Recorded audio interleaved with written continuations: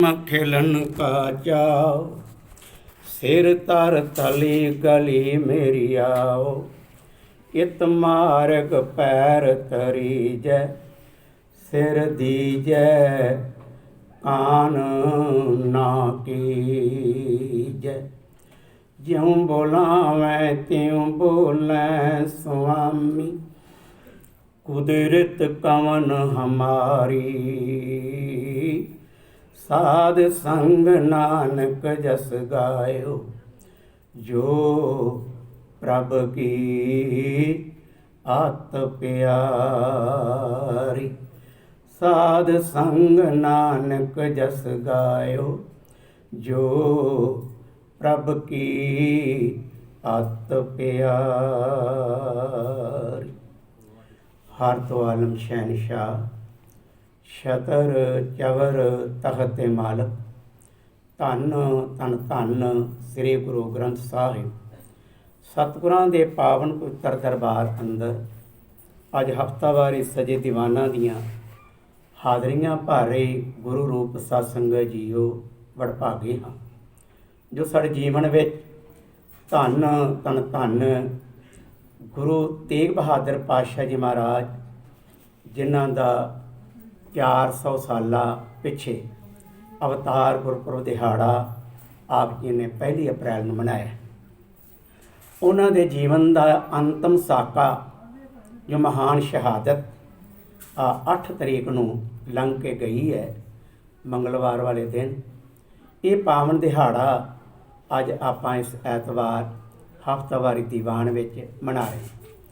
आप संगतां वल्लों सतगुरां दे इस दिहाड़े नूं अपनी अकीदत समर्पण करदियां होइयां समुचियां संगतां ने रल मिल के गुरु घर विच अखंड पाठ की सेवा प्राप्त की। भोग पए उपरंत गुरु घर के कीर्तनीए भाई साहब भाई जसपाल सिंह जी बड़े प्यार सहित आप जी नूं गुरबाणी दे नाल जोड़े। समा बने साहिब गुरु तेग बहादुर पातशाह के जीवन संबंधी कुछ विचारां की सांझ पाई जा सके। विचारां की आरंभता करन तो पहला सतगुरां दे साहिबजादे महान सपूत जो ऐसे जिन्हां ने अपने जीवन विच बहुत वड्डे दान कीते ने। किहड़े किहड़े दान कीते ने? पहला पिता दा दान कर दिता। एक अदैब ने ना बड़ी प्यारी गल कही, कहंदे ने मैनूं जग विच ऐसा नहीं नज़र आंदा, ध्यान देना, मैनू जग विच ऐसा नहीं नज़र आंदा जो धर्म लई इउं परिवार वारे होवे पुੱਤ ते पिता नूं वार दे। साकियां वल ध्यान देना, 2-3 पंक्तियां ने जिस उन्हां पूरा जीवन बयान कर दिता। अदीब ने प्यारा सिंह आज़ाद है, लुधियाने के रहने वाले सन, हुण ते मालक के चरणों च चले गए। लिखते हैं कि मैनू जग विच ऐसा नहीं नज़र आंदा जो धर्म लई इउं परिवार वारे होवे पुੱਤ ते पिता नूं वार देवे। अज का दिन जिहड़ा है होवे पुੱਤ ते पिता नूं वार देवे, पुੱਤ पिता बन के बरखुरदार वारे। आओ वेखो चमकौर की गढ़ी अंदर वारी वारी अजीत जुझार वारे। ऐसे दान करने वाले धन धन धन गुरु गोबिंद सिंह जी महाराज उन्हां दी बख्शी हुई फतेह दे नाल आपां जुड़िए। कोई रसना वांझी ना रहे जी। वाहिगुरू जी का खालसा वाहिगुरू जी की फतेह। साहिब गुरु तेग बहादुर पातशाह जी महाराज जिन्होंने आम करके आपां एक लकब दिता है, आपां दिता लकब, पर जो गुरु ने लकब दिता है ना उन्होंने आपां अखों परोखे कर दिता, उधर ध्यान नहीं दिता। आपां बाणी सुनते हैं पाठ के रूप में, पढ़ते हैं पाठ के रूप में, सुनते हैं कीर्तन के रूप में, करते हैं कीर्तन के रूप में। गुरु प्यारे विचारते हैं बाणी के रूप, जो बाणी विचारन के रूप में विचारते हैं, पर कई बार साढ़े शब्दों वाले पासे ध्यान नहीं जाता। हुण इत्थे जिहड़ा शब्द है जिहड़ा असीं लकब दिता गुरु तेग बहादुर पातशाह नूं, तेग बहादुर हिंद दी, ये आपां की दिता लकब अपने वालों दिता। पर आपां विचारिया ना कि ये लकब जिहड़ा बिल्कुल ठीक दिता असां उन्हां दी कुर्बानी दे नाल मेच खांदा। क्योंकि कई बार किसी की उस्तत करनी होवे ना, जिवें गुरु पातशाह कहंदे ने, पातशाह तू तो शहनशाह का शहनशाह है, पर मैं तेनों मियाँ कह के बुला रहा।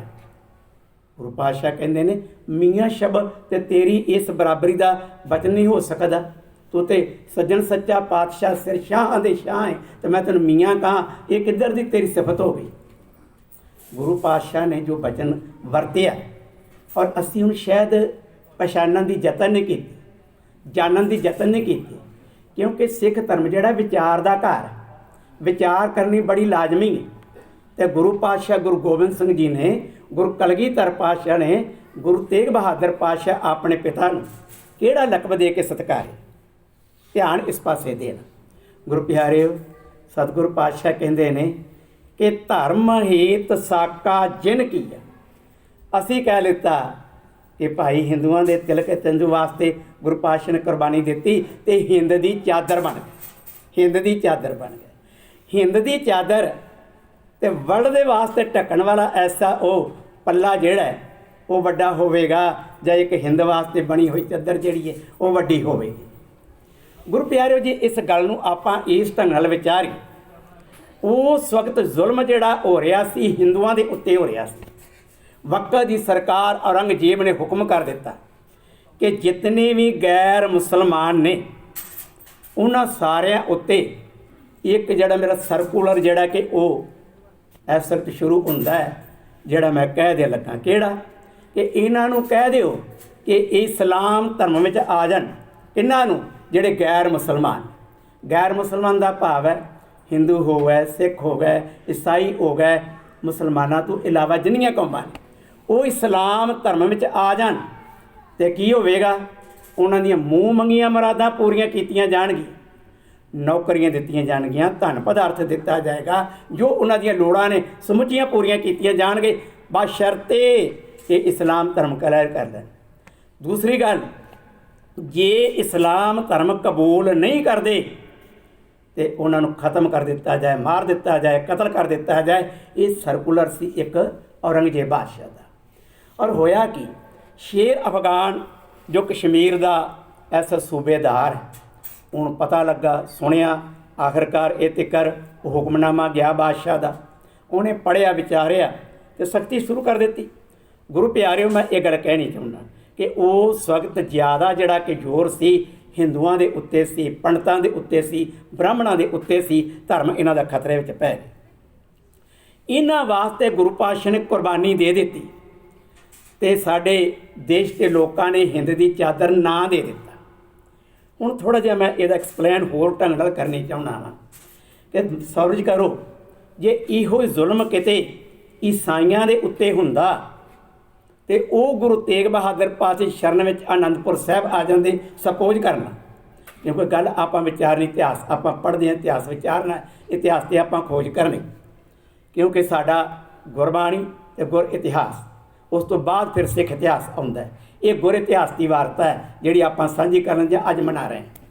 ਜੇ ਇਹੋ ਜ਼ੁਲਮ ਕਿਤੇ ਈਸਾਈਆਂ ਦੇ ਉੱਤੇ ਹੁੰਦਾ ਤੇ ਈਸਾਈ ਗੁਰੂ ਤੇਗ ਬਹਾਦਰ ਪਾਤਸ਼ਾਹ ਦੇ ਕੋਲ ਡਿਮਾਂਡ ਵਾਸਤੇ ਆ ਜਾਂਦੇ, ਹੈਲਪ ਵਾਸਤੇ ਆ ਜਾਂਦੇ, ਮਹਾਰਾਜ ਵਕਤ ਦੀ ਹਕੂਮਤ ਸਾਡੇ ਉੱਤੇ ਜ਼ੁਲਮ ਕਰਦੀ ਪਈ ਹੈ ਤੇ ਮਹਾਰਾਜ ਅਸੀਂ ਤੁਹਾਡੀ ਸ਼ਰਨ ਵਿੱਚ ਆਏ ਹਾਂ ਤੇ ਤੁਸੀਂ ਸਾਡੀ ਰੱਖਿਆ ਕਰੋ। ਜੇ ਸਤਿਗੁਰੂ ਪਾਤਸ਼ਾਹ ਉਹਨਾਂ ਸ਼ਰਨ ਪਿਆਂ ਦੀ ਲਾਜ ਰੱਖ ਲੈਂਦੇ, ਉਹਨਾਂ ਵਾਸਤੇ ਸੀਸ ਕੁਰਬਾਨ ਕਰ ਦਿੰਦੇ ਤੇ ਅੱਜ ਹਿੰਦ ਦੀ ਚਾਦਰ ਦੇ ਬਜਾਏ ਫਿਰ ਇਸ ਜੋ ਕਿ ਈਸਾਈਅਤ ਦੀ ਚਾਦਰ ਹੁੰਦੀ, ਕਿਉਂਕਿ ਈਸਾਈਆਂ ਦੇ ਵਾਸਤੇ ਕੁਰਬਾਨੀ ਦੇ ਦਿੱਤੀ ਤੇ ਆਪਾਂ ਕੀ ਕਹਿੰਦੇ, ਈਸਾਈਆਂ ਦੀ ਚਾਦਰ ਨਹੀਂ। ਜੇਕਰ ਇਸੇ ਤਰ੍ਹਾਂ ਹੀ ਇਹ ਜ਼ੁਲਮ ਕਿਤੇ ਮੁਸਲਮਾਨਾਂ ਦੇ ਉੱਤੇ ਹੁੰਦਾ ਤੇ ਵਕਤ ਵਿੱਚ ਉਸ ਵਕਤ ਹਿੰਦੂ ਧਰਮ ਜਿਹੜਾ ਸੀ ਉਹ ਆਪਣਾ ਹੁਕਮਰਾਨ ਹੁੰਦਾ, ਰਾਜ ਭਾਗ ਉਹਦੇ ਕੋਲ ਹੁੰਦਾ। ਤੇ ਜੇਕਰ ਇਹੋ ਹੀ ਮੁਸਲਮਾਨ ਇਹ ਹਿੰਦੂਆਂ ਦੀ ਤਰ੍ਹਾਂ ਗੁਰੂ ਤੇਗ ਬਹਾਦਰ ਪਾਤਸ਼ਾਹ ਚਰਨ ਸ਼ਰਨ ਵਿੱਚ ਆ ਜਾਂਦੇ ਤੇ ਉਹਨਾਂ ਵਾਸਤੇ ਸਤਿਗੁਰੂ ਪਾਤਸ਼ਾਹ ਕੁਰਬਾਨੀ ਦੇ ਦਿੰਦੇ ਤੇ ਕੀ ਗੁਰੂ ਤੇਗ ਬਹਾਦਰ ਪਾਤਸ਼ਾਹ ਇਸਲਾਮ ਦੀ ਚਾਦਰ ਬਣ ਜਾਂਦੇ। ਗੱਲ ਵਿਚਾਰਨ ਵਾਲੀ ਮੈਂ ਤੁਹਾਡੇ ਨਾਲ ਕਰ ਰਿਹਾ।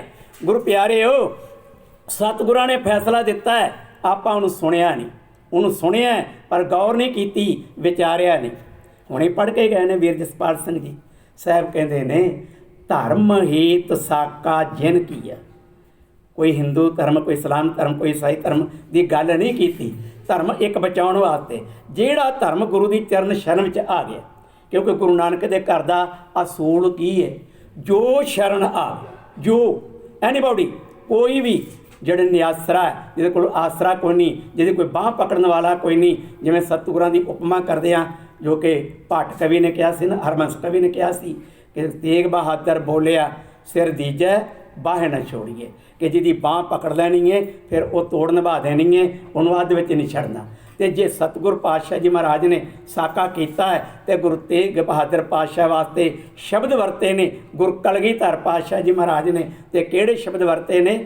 ਧਰਮ ਹੇਤ ਸਾਕਾ ਕੀਆ, ਕਿ ਗੁਰੂ ਪਾਤਸ਼ਾਹ ਹਿੰਦ ਦੀ ਚਾਦਰ ਨਹੀਂ, ਈਸਾਈਅਤ ਦੀ ਚਾਦਰ ਨਹੀਂ, ਇਸਲਾਮੀਆਂ ਦੀ ਚਾਦਰ ਨਹੀਂ, ਧਰਮ ਦੀ ਚਾਦਰ ਬਣ ਗਏ। ਇੱਕ ਵਾਰ ਰਸਨਾ ਕਰੋ ਪਵਿੱਤਰ, ਆਖੋ ਸਤਨਾਮ ਸ੍ਰੀ ਵਾਹਿਗੁਰੂ। ਐਸੇ ਸਤਿਗੁਰਾਂ ਦਾ ਅਵਤਾਰ ਮੀਰੀ ਪੀਰੀ ਦੇ ਮਾਲਕ ਸਾਹਿਬ ਗੁਰੂ ਹਰਗੋਬਿੰਦ ਪਾਤਸ਼ਾਹ ਜੀ ਮਹਾਰਾਜ, ਜਿਨ੍ਹਾਂ ਦੇ ਗ੍ਰਹਿ ਵਿਖੇ ਜੋ 1 ਅਪ੍ਰੈਲ ਤੇ 1621 ਨੂੰ ਹੋਇਆ। ਕਿੱਥੇ ਹੋਇਆ? ਪਾਵਨ ਧਰਤੀ ਅੰਮ੍ਰਿਤਸਰ ਸਾਹਿਬ ਦੀ, ਜਿਸ ਜਗ੍ਹਾ ਦੇ ਉੱਤੇ ਧੰਨ ਗੁਰੂ ਅਰਜਨ ਦੇਵ ਪਾਤਸ਼ਾਹ ਜੀ ਮਹਾਰਾਜ ਦੀ ਰਿਹਾਇਸ਼ ਬਣੀ ਸੀ, ਔਰ ਉਹਦਾ ਨਾਂ ਕੀ ਧਰ ਦਿੱਤਾ? ਗੁਰੂ ਕੇ ਮਹਿਲ। ਗੁਰੂ ਤੇਗ ਬਹਾਦਰ ਪਾਤਸ਼ਾਹ ਦਾ ਅਵਤਾਰ ਹੋਣ ਦਾ ਸਦਕਾ ਇਸ ਰਿਹਾਇਸ਼ ਦਾ ਨਾਂ ਗੁਰੂ ਕੇ ਮਹਿਲ ਗੁਰਦੁਆਰਾ ਸਾਹਿਬ ਰੱਖਿਆ ਗਿਆ। ਇਸ ਜਗ੍ਹਾ ਦੇ ਉੱਤੇ ਸਤਿਗੁਰਾਂ ਦਾ ਅਵਤਾਰ ਹੋਇਆ। ਮੀਰੀ ਪੀਰੀ ਦੇ ਮਾਲਕ ਗੁਰੂ ਹਰਗੋਬਿੰਦ ਪਾਤਸ਼ਾਹ ਹਰਿਮੰਦਰ ਸਾਹਿਬ ਦੇ ਅੰਦਰ ਆਸਾ ਜੀ ਦੀ ਵਾਰ ਦਾ ਕੀਰਤਨ ਸ਼ਰਵਣ ਕਰ ਰਹੇ। ਮੇਵੜਾ ਆਇਆ, ਗੁਰੂ ਘਰ ਦਾ ਸੇਵਕ ਆਇਆ, ਆ ਕੇ ਪਹੁੰਚਿਆ ਸਤਿਗੁਰਾਂ ਦੇ ਕੋਲ ਤੇ ਜਾ ਕੇ ਬੇਨਤੀ ਕੀਤੀ, ਪਾਤਸ਼ਾਹ ਤੁਹਾਡੇ ਘਰ 5ਵੇਂ ਸਾਹਿਬਜ਼ਾਦੇ ਨੇ ਅਵਤਾਰ ਕੀਤਾ, ਅਵਤਾਰ ਹੋਇਆ, ਆਉਣਾ ਕੀਤਾ। ਸਤਿਗੁਰਾਂ ਨੇ ਸੁਣਿਆ, ਆਸਾ ਦੀ ਵਾਰ ਦਾ ਭੋਗ ਪਿਆ ਤੇ ਸਾਹਿਬ ਬਾਬਾ ਬਿਧੀ ਚੰਦ ਨਾਲ ਨੇ, ਬਾਬਾ ਬੁੱਢਾ ਜੀ ਨਾਲ ਨੇ, ਇਸ ਤਰ੍ਹਾਂ ਚੋਣਵੇਂ ਸਿੱਖ ਜਿਹੜੇ ਨੇ ਉਹ ਨਾਲ ਨੇ ਤੇ ਮਹਿਲਾਂ ਵਿੱਚ ਪਹੁੰਚੇ। ਸਤਿਗੁਰਾਂ ਨੇ ਬੱਚੇ ਨੂੰ ਆਪਣੇ ਹੱਥਾਂ 'ਤੇ ਲਿਆ, ਚੁੱਕਿਆ, ਤੱਕਿਆ, ਵੇਖਿਆ ਤੇ ਕਹਿੰਦੇ ਨੇ ਇਤਿਹਾਸਕਾਰ ਕਿ ਸਾਹਿਬਾਂ ਨੇ ਆਪਣਾ ਸੀਸ ਝੁਕਾ ਦਿੱਤਾ, ਸੀਸ ਝੁਕਾ ਦਿੱਤਾ।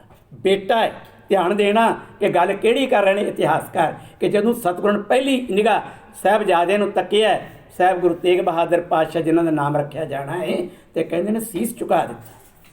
ਬਿਧੀ ਚੰਦ ਭੋਲ ਕਹਿੰਦਾ, ਪਾਤਸ਼ਾਹ ਇਹ ਕੀ ਕੀਤਾ? 4 ਸਾਹਿਬਜ਼ਾਦੇ ਤੁਹਾਡੇ ਪਹਿਲਾਂ ਵੀ ਹੋਏ ਨੇ। ਸਭ ਤੋਂ ਵੱਡੇ ਕੌਣ ਨੇ? ਬਾਬਾ ਗੁਰਦਿੱਤਾ ਜੀ, ਉਹਨਾਂ ਤੋਂ ਛੋਟੇ ਸੂਰਜਮਲ ਜੀ, ਉਹਨਾਂ ਤੋਂ ਛੋਟੇ ਅਣੀ ਰਾਏ ਜੀ, ਤੇ ਉਹਨਾਂ ਤੋਂ ਛੋਟੇ ਬਾਬਾ ਅਟਲ ਜੀ, ਤੇ ਫਿਰ ਸਭ ਤੋਂ ਬਾਅਦ ਅੱਜ ਜਿਨ੍ਹਾਂ ਦਾ ਅਵਤਾਰ ਹੋਇਆ ਗੁਰੂ ਤੇਗ ਬਹਾਦਰ ਪਾਤਸ਼ਾਹ ਜੀ। ਇੱਕ ਬੇਟੀ ਜੋ ਬਾਬਾ ਗੁਰਦਿੱਤਾ ਜੀ ਤੋਂ ਬਾਅਦ ਹੋਈ, ਜਿਸ ਦਾ ਨਾਮ ਭਾਈ ਇਤਿਹਾਸਕਾਰਾਂ ਨੇ ਬੀਬੀ ਵੀਰੋ ਜਿਹੜਾ ਉਹ ਲਿਖਿਆ। ਇਹ ਸਤਿਗੁਰੂ ਹਰਗੋਬਿੰਦ ਪਾਤਸ਼ਾਹ ਜੀ ਮਹਾਰਾਜ ਦੀ ਔਲਾਦ ਹੈ, ਬੱਚੇ ਨੇ ਜਿਨ੍ਹਾਂ ਦੇ ਨਾਮ ਮੈਂ ਆਪ ਨਾਲ ਸਾਂਝੇ ਕੀਤੇ ਨੇ। ਹੁਣ ਸਵਾਲ ਬਣ ਗਿਆ ਕਿ ਬਿਧੀ ਚੰਦ ਕਹਿੰਦਾ, ਪਾਤਸ਼ਾਹ ਇਹ ਵੱਡੇ ਪੁੱਤਰ ਵੀ ਤਾਂ ਤੁਹਾਡੇ ਬਾਬਾ ਗੁਰਦਿੱਤਾ ਜੀ ਹੋਏ ਨੇ, ਸੂਰਜਮਲ, ਅਣੀ ਰਾਏ, ਬਾਬਾ ਅਟਲ ਜੀ ਹੋਏ ਨੇ, ਇਹਨਾਂ ਦੇ ਸਮੇਂ 'ਤੇ ਇਹ ਕਾਰਾ ਨਹੀਂ ਕੀਤਾ ਕਿ ਉਹਨਾਂ ਨੂੰ ਸੀਸ ਝੁਕਾਇਆ ਹੋਵੇ। ਸਾਹਿਬ ਗੁਰੂ ਹਰਗੋਬਿੰਦ ਪਾਤਸ਼ਾਹ ਨੇ ਬਚਨ ਕੀਤਾ, ਕਹਿਣ ਲੱਗੇ, ਬਿਧੀ ਚੰਦ ਜੋ ਇਸ ਪੁਰਖ ਨੇ ਕਾਰਾ ਕਰਨਾ ਹੈ ਨਾ, ਉਹ ਕਾਰਾ ਹੀ ਵੱਖਰਾ ਹੈ। ਕੌਣ ਹੈ ਉਹ? ਦੁਨੀਆ 'ਚ ਆਪਣੀ ਮਿਸਾਲ ਇੱਕ ਹੋਣੀ ਹੈ। ਗੁਰੂ ਪਿਆਰਿਓ, ਕਿਹੜੀ ਮਿਸਾਲ? ਜਿਹੜੀ ਅੱਜ ਤੁਸੀਂ ਮਨਾਉਂਦੇ ਪਏ। ਅੰਤਰਜਾਮੀ ਸਤਿਗੁਰੂ ਗੁਰੂ ਹਰਗੋਬਿੰਦ ਪਾਤਸ਼ਾਹ ਜੀ ਮਹਾਰਾਜ ਨੇ ਇਸ ਗੱਲ ਨੂੰ ਜਾਣ ਲਿਆ ਸੀ, ਇੱਕ ਮਹਾਂਪੁਰਖ ਹੈ ਜਿਸ ਇੱਕ ਮਹਾਨ ਜੀਵਨ 'ਤੇ ਸਾਕਾ ਕਰਨਾ ਹੈ, ਮਹਾਨ ਇੱਕ ਕਾਰਨਾਮਾ ਵਰਤਾਨਾ ਹੈ। ਸਤਿਗੁਰੂ ਪਾਤਸ਼ਾਹ ਧੰਨ ਗੁਰੂ ਤੇਗ ਬਹਾਦਰ ਸਾਹਿਬ ਜੀ ਮਹਾਰਾਜ ਜਦੋਂ ਗੁਰੂ ਹਰਕ੍ਰਿਸ਼ਨ ਪਾਤਸ਼ਾਹ ਜੀ ਮਹਾਰਾਜ ਜੋਤੀ ਜੋ ਸਮਾਏ ਨੇ ਦਿੱਲੀ ਦੀ ਧਰਤੀ ਦੇ ਉੱਤੇ ਬੰਗਲਾ ਸਾਹਿਬ ਦੇ ਅੰਦਰ, ਉਸ ਵਕਤ ਸਿੱਖਾਂ ਦੇ ਕੋਲ ਇੱਕ ਬਚਨ ਆਇਆ ਕਿ ਸਾਡਾ ਸਮਾਂ ਆ ਗਿਆ ਤੇ ਅਸੀਂ ਜੋ ਅਕਾਲ ਪੁਰਖ ਦੇ ਹੁਕਮ ਅਨੁਸਾਰ ਸੱਚਖੰਡ ਪਿਆਨਾ ਕਰਨ ਲੱਗੇ। ਕੋਲ ਜੋ ਕਿ ਬਾਬਾ ਬੁੱਢਾ ਜੀ ਦਾ ਗੁਰਦਿੱਤਾ। ਹੁਣ ਮੈਂ ਨਾਲ ਇਹ ਵਿਸ਼ੇਸ਼ਤਾ ਹੀ ਦਿੱਤੀ ਹੈ, ਮੈਂ ਤਾਂ ਇਹ ਨਾ ਸਮਝਣਾ ਕਿ ਗੁਰੂ ਹਰਗੋਬਿੰਦ ਪਾਤਸ਼ਾਹ ਦਾ ਵੱਡਾ ਬੇਟਾ, ਕਿਉਂਕਿ ਉਹਨਾਂ ਦਾ ਨਾਮ ਵੀ ਗੁਰਦਿੱਤਾ ਹੈ, ਇਹਦਾ ਵੀ ਗੁਰਦਿੱਤਾ ਹੈ, ਜੋ ਕਿ ਇੱਥੋਂ ਗੁਰਿਆਈ ਦਾ ਤਿਲਕ ਦਾ ਸਮਾਨ ਜਿਹੜਾ ਸੀ ਇਹ ਗੁਰਦਿੱਤਾ ਜੀ ਬਾਬਾ ਬੁੱਢਾ ਜੀ ਦੀ, ਜੋ ਕਿ ਭਾਨੇ ਦੀ ਅੱਗੋਂ ਬੰਸ ਹੈ। ਭਾਨੇ ਦਾ ਹੱਥ ਗੁਰੂ ਹਰਗੋਬਿੰਦ ਪਾਤਸ਼ਾਹ ਜੀ ਮਹਾਰਾਜ ਨੂੰ ਬਾਬਾ ਬੁੱਢਾ ਜੀ ਜੋ ਕਿ ਆਪਣੇ ਹੁੰਦਿਆਂ ਆਪ ਪਕੜਾ ਕੇ ਗਏ। ਪਾਤਸ਼ਾਹ ਜਿਵੇਂ ਮੇਰੇ ਕੋਲ ਸੇਵਾ ਅੱਜ ਤੱਕ ਕਰ ਲਈ ਏ, ਉਸੇ ਤਰ੍ਹਾਂ ਇਹ ਮੇਰੇ ਬੱਚੇ ਕੋਲੋਂ ਵੀ ਸੇਵਾ ਲੈਂਦੇ ਰਹਿਣਾ। ਤੋ ਭਾਈ ਭਾਨੇ ਦੇ ਅੱਗੇ ਸ਼ਰਵਣ ਹੋਇਆ, ਸ਼ਰਵਣ ਦੇ ਅੱਗੇ ਜਲਾਲ ਹੋਇਆ, ਜਲਾਲ ਦੇ ਅੱਗੇ ਫਿਰ ਗੁਰਦਿੱਤਾ ਜੀ ਹੋਏ, ਜਿਨ੍ਹਾਂ ਦਾ ਮੈਂ ਨਾਂ ਲੈ ਰਿਹਾ। ਜਦੋਂ ਐਸੀ ਗੱਲ ਹੋਈ, ਸਾਹਿਬਾਂ ਨੇ ਕਿਹਾ ਅਸੀਂ ਸੱਚਖੰਡ ਪਿਆਨਾ ਕਰਨ ਲੱਗੇ ਹਾਂ। ਜਿਹੜੇ ਸਿੱਖ 5 ਗੁਰੂ ਹਰਕ੍ਰਿਸ਼ਨ ਪਾਤਸ਼ਾਹ ਜੀ ਮਹਾਰਾਜ ਇੱਥੇ ਪਹੁੰਚੇ ਸਨ, ਉਹ ਸਾਰੇ ਕਹਿਣ ਲੱਗੇ, ਪਾਤਸ਼ਾਹ सच आप जी ने सचखंड बयाना कर जाना, कहते बिल्कुल बयाना कर जाना है। मालक का हुक्म आया, क्योंकि शरीर के उत्ते भाणा इवें दा वरत गया जो उन्होंने दिनों में चेचक जी सी बड़े जोर की निकली पई सी। ते असीं देखते आ चेचका का बहुता जोर जो बच्चों के उत्ते पैंदा है। तो सतगुर पातशाह जो ज्योति जो समाए ने ना, अज तक पौने 8 साल की उम्र सी, पूरे 8 साल भी नहीं सन होए। तो जिस करके इन्हां दे तन उत्ते चेचका ने जोर पा लिया। तो गुरु पातशाह ने बचन किया, तो आए सिखां ने बचन किया नाल, कहंदे पातशाह जी भाणा वरताउण लगे हो, तो फिर पातशाह एक काम तो करने वाला ही रह गया। साहब कहंदे किहड़ा? कहंदे महाराज जिवें गुरु नानक पातशाह ने अपनी थां ते गुरु अंगद देव पातशाह ने गुरु बनाया, सतगुरु जी भी गुरु अंगद देव पातशाह ने गुरु अमरदास पातशाह ने गुरु बनाया। इस तरह सतगुरु पातशाह जो कि धन गुरु हाराए पातशाह पिता जी ने आप दी थां दे उत्ते गुरु पातशाह तुहानूं गुरता गद्दी दित्ती। तो महाराज आप कहते सचखंड बयाना कर लगे आ, तो आप जो सचखंड बयाना कर लगे हो तो पातशाह फिर अपनी थां ते गुरता गद्दी दे वारस किनू बनाउण लगे?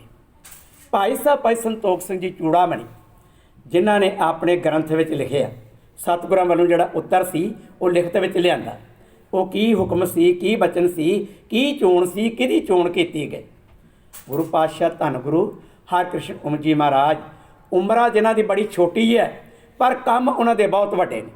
कई लोगों ने तो ऐसा जिक्र कर दिता काहदा कि सिख धर्म दे कोल गुरु गद्दी की अगवाई करने वाला उदों सियाणा पुरुष कोई रह ना गया, जदों कि 5.5 साल ते 9 साल के बच्चों को गुरु बना के शख्सी पूजा करनी शुरू कर दी। ध्यान देना, लोगों के विचार की विचार ने कि 5.5 साल का गुरु एक थां पूर्ति वास्ते, ये जगह पूरी वास्ते बच्चे ने बताता जी, तो बच्चा की अगवाई करेगा सिख धर्म की? उन्होंने बेचारिਆਂ ਨੂੰ इस गल का ज्ञान ही कोई नहीं। इत्थे शरीर ने पैरवाई नहीं करनी, इत्थे गुरु नानक की जोत ने पैरवाई करनी है। चाहे वो 72 साल की उम्र धन धन गुरु जो कि अमरदास जी महाराज उन्होंने विच समा जाए, तो चाहे 5.5 साल की उम्र साहब गुरु हरकृष्ण पातशाह के अंदर टिक जाए, जोत उसने वर करना। वेखण विच हर छोटी चीज़ छोटी नहीं होंदी। हुण चंदन जिहड़ा है उहदे बारे भली प्रकार जानते हो, जिन्हों कि बावन चंदन कहा जाता है। बावन एक हिंदी का शब्द है, संस्कृति का भी शब्द है, जिसका मतलब 52। 13 चप्पे जिसकी ऊंचाई है, 52 ਉਂਗਲਾਂ जिसकी ऊंचाई है, ਉਹਦੇ 'ਚ कितनी सुगंधी है कि जिथे वो पैदा होंदा मलियागर पर्वत के उत्ते आसे पासे जिन्नी बनस्पति है ਉਹਦੀ खुशबू नाल भर जाती। ਜਿਹੜਾ बंदा चंदन की परख नहीं ना कर सकता, तो जिसे थर्ड परसन किसी ऐसे दरख्त के कोल खड़ा होए जिथे कि चंदन उगया होया है, तो ਉਹਦੇ ਵਿੱਚੋਂ भी खुशबू आवेगी, वो कहे कमाल की गल है, आ चंदन का बूटा मैं वेख रहा, पर वो चंदन च सलोंदा नहीं। चंदन की खुशबू दूसरे बूटियां में बनस्पति चली जाती। जिमें बाणी ने इस गल का फैसला किया कि चंदन का बिरवा भला बेड़े ढाक भलास होए भी चंदन होए रहा है बसे जो चंदन पास, चंदन नेड़े रहने वाले। हुण गुरु हरकृष्ण पातशाह उम्र में छोटी ने पर गुणा में बहुत वड्डे ने। कारण की कि अंदर गुरु नानक की जोत वरक करती पई। एवें नहीं सी पंजौखरे के स्थान पर उस पंडित का मान तोड़ दिता। एवें गुरु वेखते हैं कि हीरा वेखण च कितना छोटा है, किन्ना कि वह वेट होगा। तुसी पग दे लड़ च बन के ना जिथे मर्जी घुमाओ, मंडी चले जाओ, किसी को की पता तुहाडे कोल हीरा है। पर जदों हीरे नूं वेचोगे तो फिर वो वट्टी हुई माया जिहड़ी है ना, वो फिर जेबां विच नहीं पैनी, लड़ नाल की बची जानी। भावें गुरु हरकृष्ण पातशाह उमरां दे छोटे ने पर काम उन्होंने जीवन च बड़े वड्डे कीते ने। तो कहंदे ने उन्होंने बचन किया, जे भाई मेरे को पूछना चाहते हो कि अपनी थां ते किन्हां नूं बिठा के चले हो, तो सतगुरु पातशाह गुरु हरकृष्ण जी महाराज कहन लगे, बाबा बसे ग्राम बकाले, बाबा बसे ग्राम बकाले बन सतगुर सिख सभै सवाले। ये धन गुरु तेग बहादुर पातशाह भावें उन्होंने नाम नहीं लिया पर इशारा कर दिता, सारे उतों के लक्षण दसते कि साडे बाबा जी, तो बाबा किनू कहंदे ने? पिता दे पिता नूं। हाँ जी, धन गुरु हरगोबिंद पातशाह जी महाराज, हाँ जो कि गुरु हरकृष्ण पातशाह के पिता कौन ने? गुरु राय साहब जी। उन्होंने दे अगों पिता कौन ने? गुरु प्यारे बाबा गुरदिता जी। गुरदिता जी के पिता कौन ने? जो कि गुरु हरगोबिंद पातशाह जी। इत्थे बचन आया कि साडे पिता दे पिता, तो कौन? गुरु तेग बहादुर पातशाह जी वाल इशारा आ गया, क्योंकि आम करके जो पिता दे भरा होंदे ने वो भी दादे होंदे ने, भावें उम्र 'ਚ छोटे क्यों ना होण। कि बाबा गुरदत्ता जी दादा जी ने, गुरु सूरजमल जी दादा जी ने, अणी राय दादा जी ने, अटल जी दादा राय जाजे जी ने, ते नाल गुरु तेग बहादुर पातशाह सब तो छोटे बेटे गुरु हरगोबिंद साहब दे वो भी दादा जी ने। आम करके दादे नूं बाबा जी कहा जाता। पहली निशानी ये कि साडे बाबा जी उत्थे ने, कित्थे रहिंदे ने? बाबे बकाले विच रहिंदे ने। तो ये दो निशानियां आ गईयां। बाकी जिहड़े आए ने उत्थे नहीं सी वसदे, जिहड़े बाकी गद्दियां लग गई।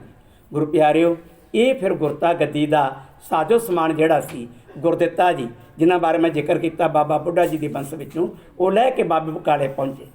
बाबे बकौले जदों आए आ, ये गद्दी का समान तिलक आदि सब कुछ, तो आप ये साखी भली प्रकार जानते हो कि किवें इस थां दे उत्ते इन्ने गुरु बन के बह गए कि जेकर सोढ़ियां विचों आपां गिनने चाहिए ना 22, तो उदों 22 के नाम ही नहीं लिख सकते, क्योंकि 22 है भी कोई नहीं सन, जिस करके 22 मंजियां लग जांदियां। पर ये जिवें कि इतिहासकारां ने आपो अपने विचार के आधार पर अंकित किए ने, उन्हां दे हिसाब से ये 22 मंजियां कहंदे लग गईयां सन।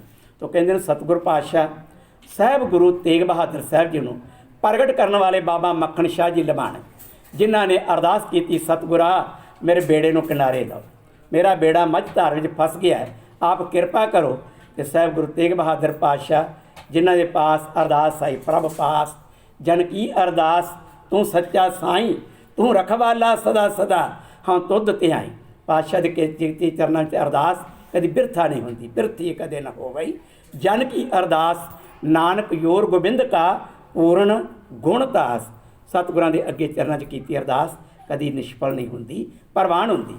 प्रवान होई, बेड़ा इहदा किनारे लग गया, पहुँच गए अपनी भेटा देने वास्ते। तो इन्हें भी वेख्या कोई एक गद्दी नहीं इत्थे जिहदे अगे के सुखी हुई भेटा जिहड़ी भेट कर दी जाए। वेख्या इत्थे तो गुरु बड़े बने पै। फिर इन्हें व्यापारी सी, व्यापारी के दिमाग के अनुसार इन्हें वेख्या ये गुरु की भेटा, गुरु की माया, गुरु का दसवंध किसी गलत थां ते ना चला जाए।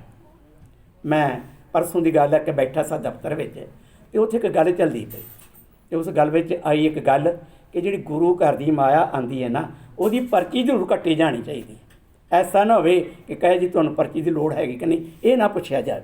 तो कहण तो भाव की है कि माया जे गुरु घर की गोलक दी है ना, वो सही ठिकाने ते पहुँच जाए तो लेखे में लग जाए, किते गलत हत्थां 'च ना चली जाए तो व्यर्थ चली जाए।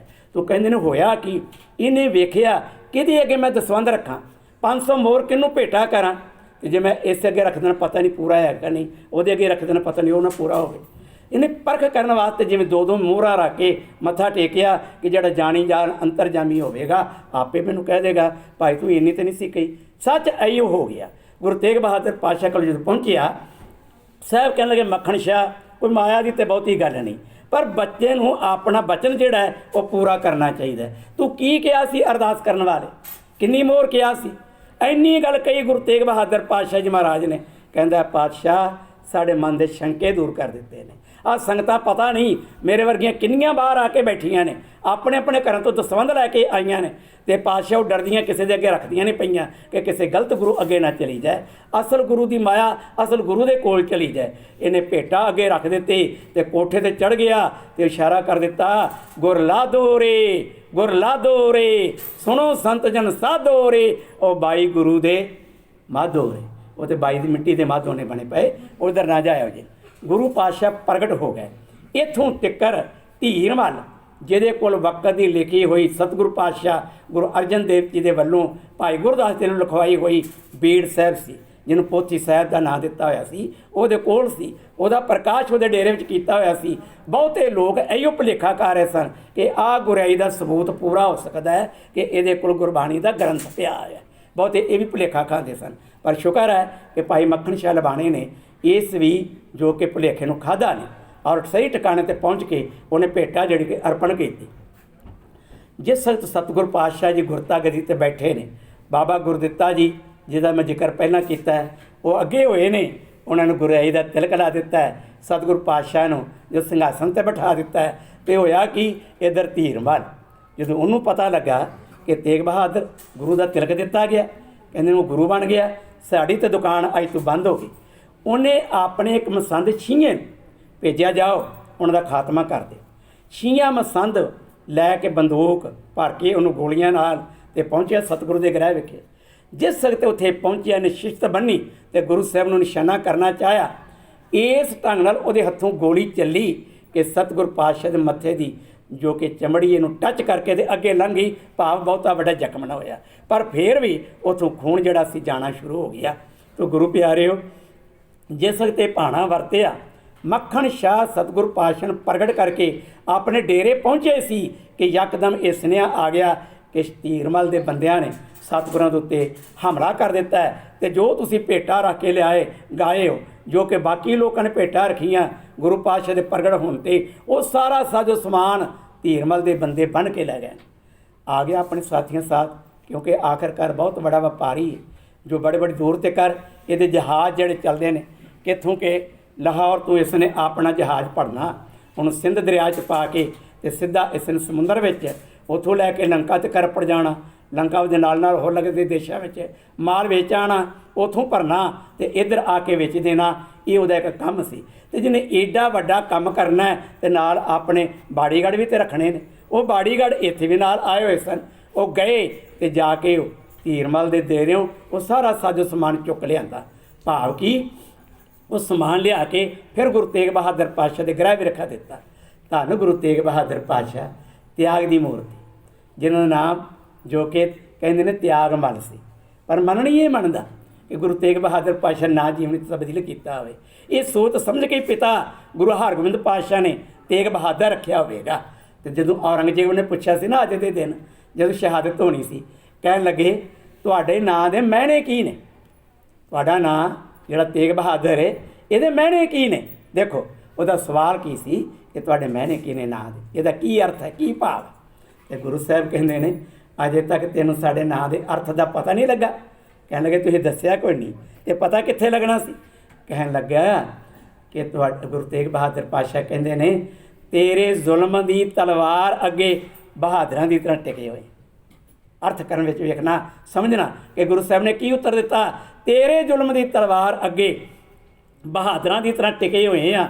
ਕਹਿੰਦੇ ਨੇ ਗੁਰੂ ਪਾਤਸ਼ਾਹ ਨੇ ਇਹ ਉੱਤਰ ਦਿੱਤਾ ਕਿ ਜੋ ਜ਼ੁਲਮ ਦੀ ਤਲਵਾਰ ਤੇਗ ਦੇ ਅੱਗੇ ਖੜਾ ਹੋਵੇ ਤੇ ਨਿਡਰ ਹੋ ਕੇ ਖੜਾ ਹੋਵੇ ਤੇ ਭਾਈ ਪੈ ਕਾਹੂ ਕੋ ਨਹਿ ਦੇਤ ਨਹਿ ਪੈ ਮਾਨਤ ਆਣ ਦੀ ਇਸ ਵਸਤਨ ਸਮਝਦਾ ਹੋਵੇ ਤੇ ਜਾਣਦਾ ਹੋਵੇ ਤੇ ਗੁਰੂ ਪਾਤਸ਼ਾਹ ਕਹਿੰਦੇ ਨੇ ਉਹਨੂੰ ਬਹਾਦਰ ਕਿਹਾ ਜਾਂਦਾ ਹੈ।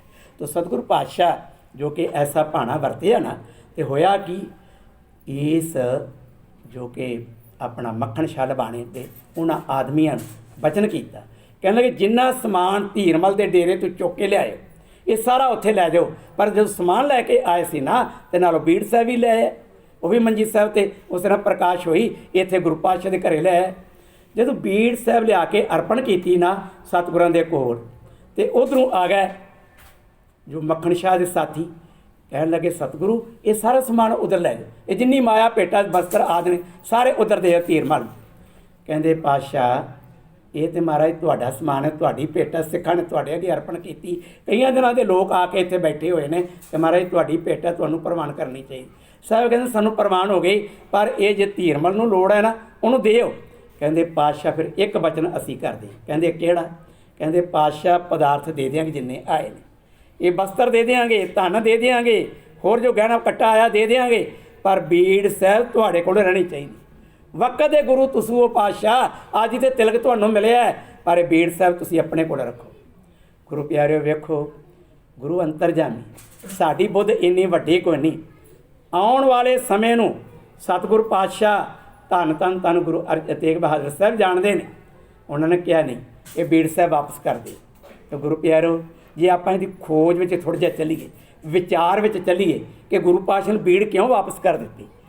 ਸਤਿਗੁਰੂ ਪਾਤਸ਼ਾਹ ਜਾਣਦੇ ਸਨ ਕਿ ਸਿੱਖ ਧਰਮ ਦੇ ਉੱਤੇ ਬਹੁਤ ਵੱਡੇ ਐਸੇ ਸਾਕੇ ਝੁੱਲਣ ਵਾਲੇ ਨੇ, ਬੜੇ ਬੜੇ ਐਸੇ ਭਿਆਨਕ ਸਮੇਂ ਆਉਣ ਵਾਲੇ ਨੇ।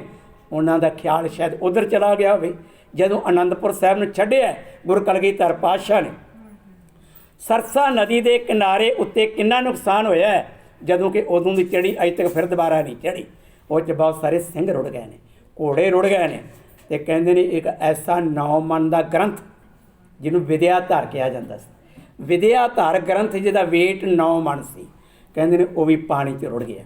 ਜਦੋਂ ਗੁਰੂ ਤੇਗ ਬਹਾਦਰ ਪਾਤਸ਼ਾਹ ਇਹ ਗੱਲ ਜਾਣਦੇ ਨੇ ਤੇ ਤਾਂ ਹੀ ਉਹਨਾਂ ਨੇ ਕਿਹਾ ਹੋਵੇਗਾ। ਨਹੀਂ ਗੱਲ ਪ੍ਰਗਟ ਕੀਤੀ ਤੇ ਵੱਖਰੀ ਗੱਲ ਹੈ, ਪਰ ਜਦੋਂ ਆਪਣੇ ਕੁਝ ਐਸੇ ਸੋਮਿਆਂ ਨੂੰ ਅਸੀਂ ਪੜ੍ਹਦੇ ਹਾਂ, ਵਿਚਾਰਦੇ ਹਾਂ, ਭਾਈ ਜੋ ਬੀੜ ਸਾਹਿਬ ਹੀ ਅੱਜ ਗੁਰੂ ਪਾਤਸ਼ਾਹ ਦੇ ਨਾਲ ਇੱਥੇ ਆਨੰਦਪੁਰ ਸਾਹਿਬ ਹੁੰਦੀ ਤੇ ਸ਼ਾਇਦ ਜਿੱਥੇ ਐਡਾ ਵੱਡਾ ਗ੍ਰੰਥ ਰੁੜ ਗਿਆ ਤੇ ਭਾਵੇਂ ਇਹ ਵੀ ਪਾਣੀ ਪ੍ਰਵਾਹ ਹੋ ਜਾਂਦੇ, ਜਲ ਪ੍ਰਵਾਹ ਹੋ ਜਾਂਦੇ। ਇਸ ਕਰਕੇ ਗੁਰੂ ਪਾਤਸ਼ਾਹ ਨੇ ਇਹ ਸੋਚ ਲਿਆ ਹੋਵੇਗਾ ਕਿ ਬੀੜ ਸਾਹਿਬ ਕਰਤਾਰਪੁਰ ਚਲੀ ਜਾਏਗੀ ਤੇ ਰਹੇਗੀ ਤੇ ਭਾਈ ਰਸੂਖ ਵਿੱਚ ਹੀ, ਜੋ ਕਿ ਭਾਈ ਕਾਇਮ ਰਹੇਗੀ, ਨੁਕਸਾਨ ਤਾਂ ਨਹੀਂ ਹੋਵੇਗਾ। ਉਸੇ ਬੀੜ ਤੋਂ ਆ ਜਿਹੜੇ ਕਿ ਸਰੂਪ ਆਪਾਂ ਤੱਕਦੇ ਹਾਂ, ਜੋ ਦਰਸ਼ਨ ਕਰਦੇ ਆ, ਨਮਸਕਾਰ ਕਰਦੇ ਆ, ਜਦੋਂ ਇਹ ਅੱਗੇ ਲਿਖੇ ਗਏ ਤੇ ਇਹਨਾਂ ਨੂੰ ਟੈਲੀ ਉਸੇ ਬੀੜ ਨਾਲ ਕੀਤਾ ਗਿਆ ਸੀ। ਫਿਰ ਮਨਾ ਨਹੀਂ ਸੀ ਉਹਨਾਂ ਦਿਨਾਂ 'ਚ, ਅੱਜ ਮਨਾ ਹੈ, ਅੱਜ ਪ੍ਰਕਾਸ਼ ਨਹੀਂ ਕੀਤਾ ਜਾਂਦਾ। ਅੱਗੇ ਵਿਸਾਖੀ ਵਾਲੇ ਦਿਨ ਵਿੱਚ ਸਾਲ ਇੱਕ ਵਾਰੀ ਦਰਸ਼ਨ ਕਰਾਏ ਜਾਂਦੇ ਸਨ, ਉਹ ਵੀ ਬੰਦ ਕਰ ਦਿੱਤੇ। ਕਾਰਨ ਕੀ ਕਿ ਬੀੜ ਸਾਹਿਬ ਲਿਖਿਆ ਨੂੰ 1604 ਵਿੱਚ ਪਹਿਲਾ ਪ੍ਰਕਾਸ਼ ਭਾਦੋਂ ਸੁਦੀ ਏਕਮ ਨੂੰ ਜੋ ਸਤਿਗੁਰੂ ਪਾਤਸ਼ਾਹ ਗੁਰੂ ਅਰਜਨ ਦੇਵ ਜੀ ਮਹਾਰਾਜ ਨੇ ਹਰਿਮੰਦਰ ਸਾਹਿਬ ਵਿਖੇ ਕਰਵਾਇਆ ਸੀ। 1604 ਤੋਂ ਲਾ ਕੇ ਅੱਜ 2021 ਤੱਕ ਵੇਖ ਲਓ ਕਿੰਨਾ ਸਮਾਂ ਬਣਦਾ। ਇੰਨੇ ਸਮੇਂ ਦੇ ਅੰਦਰ ਕਾਗਜ਼ ਦੀ ਲਾਈਫ ਜਿਹੜੀ ਹੈ ਉਹ ਕੈਸੀ ਹੋ ਜਾਂਦੀ, ਆਪ ਧਿਆਨ ਦੇ ਕੇ ਵੇਖਣਾ। 10 ਨੂੰ ਜਿੱਥੇ ਬਾਬਾ ਗੁਰਦਿੱਤਾ ਜੀ ਦਾ ਜਨਮ ਹੋਇਆ ਹੈ, ਇਹ ਸਥਾਨ ਕਿੱਥੇ ਹੈ? ਭਾਈ ਕੀ ਡਰੌਲੀ, ਮੋਗੇ ਤੋਂ 14 ਕਿਲੋਮੀਟਰ ਦੀ ਦੂਰ 'ਤੇ ਇਹ ਪਿੰਡ ਹੈ ਭਾਈ ਕੀ ਡਰੌਲੀ। ਭਾਈ ਕੀ ਡਰੌਲੀ ਇੱਕ ਬੀੜ ਸਾਹਿਬ ਪਈ ਹੈ ਜੋ ਨੰਦ ਚੰਦ ਗੁਰੂ ਕਾ ਮੁਨਸ਼ੀ ਸੀ। ਇਹਦੇ ਕੋਲ ਇੱਕ ਸਾਧੂ ਜਿਹਨੇ ਹੱਥ ਦੇ ਨਾਲ ਇਹ ਬੀੜ ਸਾਹਿਬ ਲਿਖੀ ਸੀ ਤੇ ਭਾਈ ਨੰਦ ਚੰਦ ਨੂੰ ਦੇ ਗਿਆ, ਕਹਿੰਦਾ ਭਾਈ ਸਾਹਿਬ ਜੀ ਗੁਰੂ ਪਾਤਸ਼ਾਹ ਨੂੰ ਮੈਂ ਮਿਲਣਾ ਸੀ, ਆ ਬੀੜ ਸਾਹਿਬ ਦੀ ਸੇਵਾ ਕਰਵਾਈਏ ਸਤਿਗੁਰਾਂ ਨੇ ਤੇ ਇਹਦੇ ਉੱਤੇ ਮੈਂ ਸਾਈਨ ਕਰਵਾਣੇ, ਜੋ ਗੁਰੂ ਪਾਤਸ਼ਾਹ ਨੇ ਕਿਰਪਾ ਕੀਤੀ। ਆ ਹੁਣੇ ਭਾਈ ਜਸਪਾਲ ਸਿੰਘ ਹੋਰਾਂ ਨੂੰ ਇੱਕ ਬੁੱਕ ਭੇਟ ਕੀਤੀ ਹੈ, ਇੱਕ ਬੁੱਕ ਜਿਹੜੀ ਕਮੇਟੀ ਨੂੰ ਦਫ਼ਤਰ 'ਚ ਮੈਂ ਦੇ ਕੇ ਆਇਆ ਵਾਂ। ਇਹ ਸਤਿਗੁਰਾਂ ਨੇ 5ਵੀਂ ਬੁੱਕ ਮੇਰੇ ਕੋਲ ਲਿਖਵਾਈ। ਤਾਂ ਬੜੀ ਭਾਵਨਾ ਹੁੰਦੀ ਹੈ ਕਿ ਚੰਗੇ ਹੱਥਾਂ 'ਚ ਪਹੁੰਚ ਜਾਵੇ ਤੇ ਉਹਦੇ ਲੋਕ ਵਿਚਾਰ ਕਰਨ। ਜਿਵੇਂ ਭਾਈ ਸਾਹਿਬ ਹੋਰਾਂ ਨੇ ਦੱਸਿਆ, ਉਹਦਾ ਨਾਂ ਜਿਹੜਾ ਹੈ ਗੁਰਮਤਿ ਦੇ ਕੁਝ ਪੜਚੋਲੀ ਮਸਲੇ, ਨਾਂ ਬੜਾ ਕੰਟਰੋਵਰਸੀ ਵਾਲਾ ਲੱਗੇਗਾ, ਪਰ ਉਹਦੇ ਅੰਦਰ ਜਿਹੜੇ 20 ਲੇਖ ਲਿਖੇ ਗਏ ਨੇ ਨਾ ਉਹ ਕਮਾਲ ਦੇ ਨੇ। ਚਲੋ ਛੱਡੋ, ਉਹ ਜਿਹੜੀ ਕਿ ਬੀੜ ਸਾਹਿਬ ਸੀ ਆਨੰਦ ਚੰਦ ਦੇ ਜੋ ਕਿ ਸਾਈਨ ਕਰਵਾਉਣ ਵਾਸਤੇ ਦਿੱਤੀ ਗਈ, ਉਹ ਜਦੋਂ ਸਾਧੂ ਆਵੇ, ਇਹ ਅਜੇ ਤੱਕ ਪਾਤਸ਼ਾਹ ਆਏ ਨਹੀਂ, ਮਿਲੇ ਨਹੀਂ, ਆਏ ਸਨ ਚਲੇ ਗਏ ਨੇ ਤਾਂ ਮੈਂ ਸਾਈਨ ਨਹੀਂ ਕਰਵਾ ਸਕਿਆ। ਅਸਲ ਵਿੱਚ ਉਹ ਬੀੜ ਦੀ ਲਿਖਾਈ ਬੜੀ ਵਧੀਆ ਸੀ ਤੇ ਭਾਈ ਆਨੰਦ ਚੰਦ ਦੇ ਮਨ ਲੱਗ ਗਈ। ਉਹਨੇ ਉਹ ਬੀੜ ਆਪਣੇ ਨਗਰ ਭਾਈ ਕੀ ਡਰੌਲੀ ਲਾਇਆ, ਇੱਥੇ ਪਈ, ਉਹਦੇ ਦਰਸ਼ਨ ਕਰਨ ਦਾ ਮੌਕਾ ਮਿਲਿਆ। ਹੋਇਆ ਕਿ ਉਸ ਬੀੜ ਦੇ ਕੱਲੇ ਕੱਲੇ ਪੰਨੇ ਉੱਤੇ ਪੌਲੀਥੀਨ ਚਾੜਿਆ ਹੋਇਆ, ਮੁੱਦਾ ਕਰਕੇ ਨਾ ਪੁੱਠਾ ਕਰਕੇ ਤੇ ਪੌਲੀਥੀਨ ਚਾੜਿਆ ਹੋਇਆ।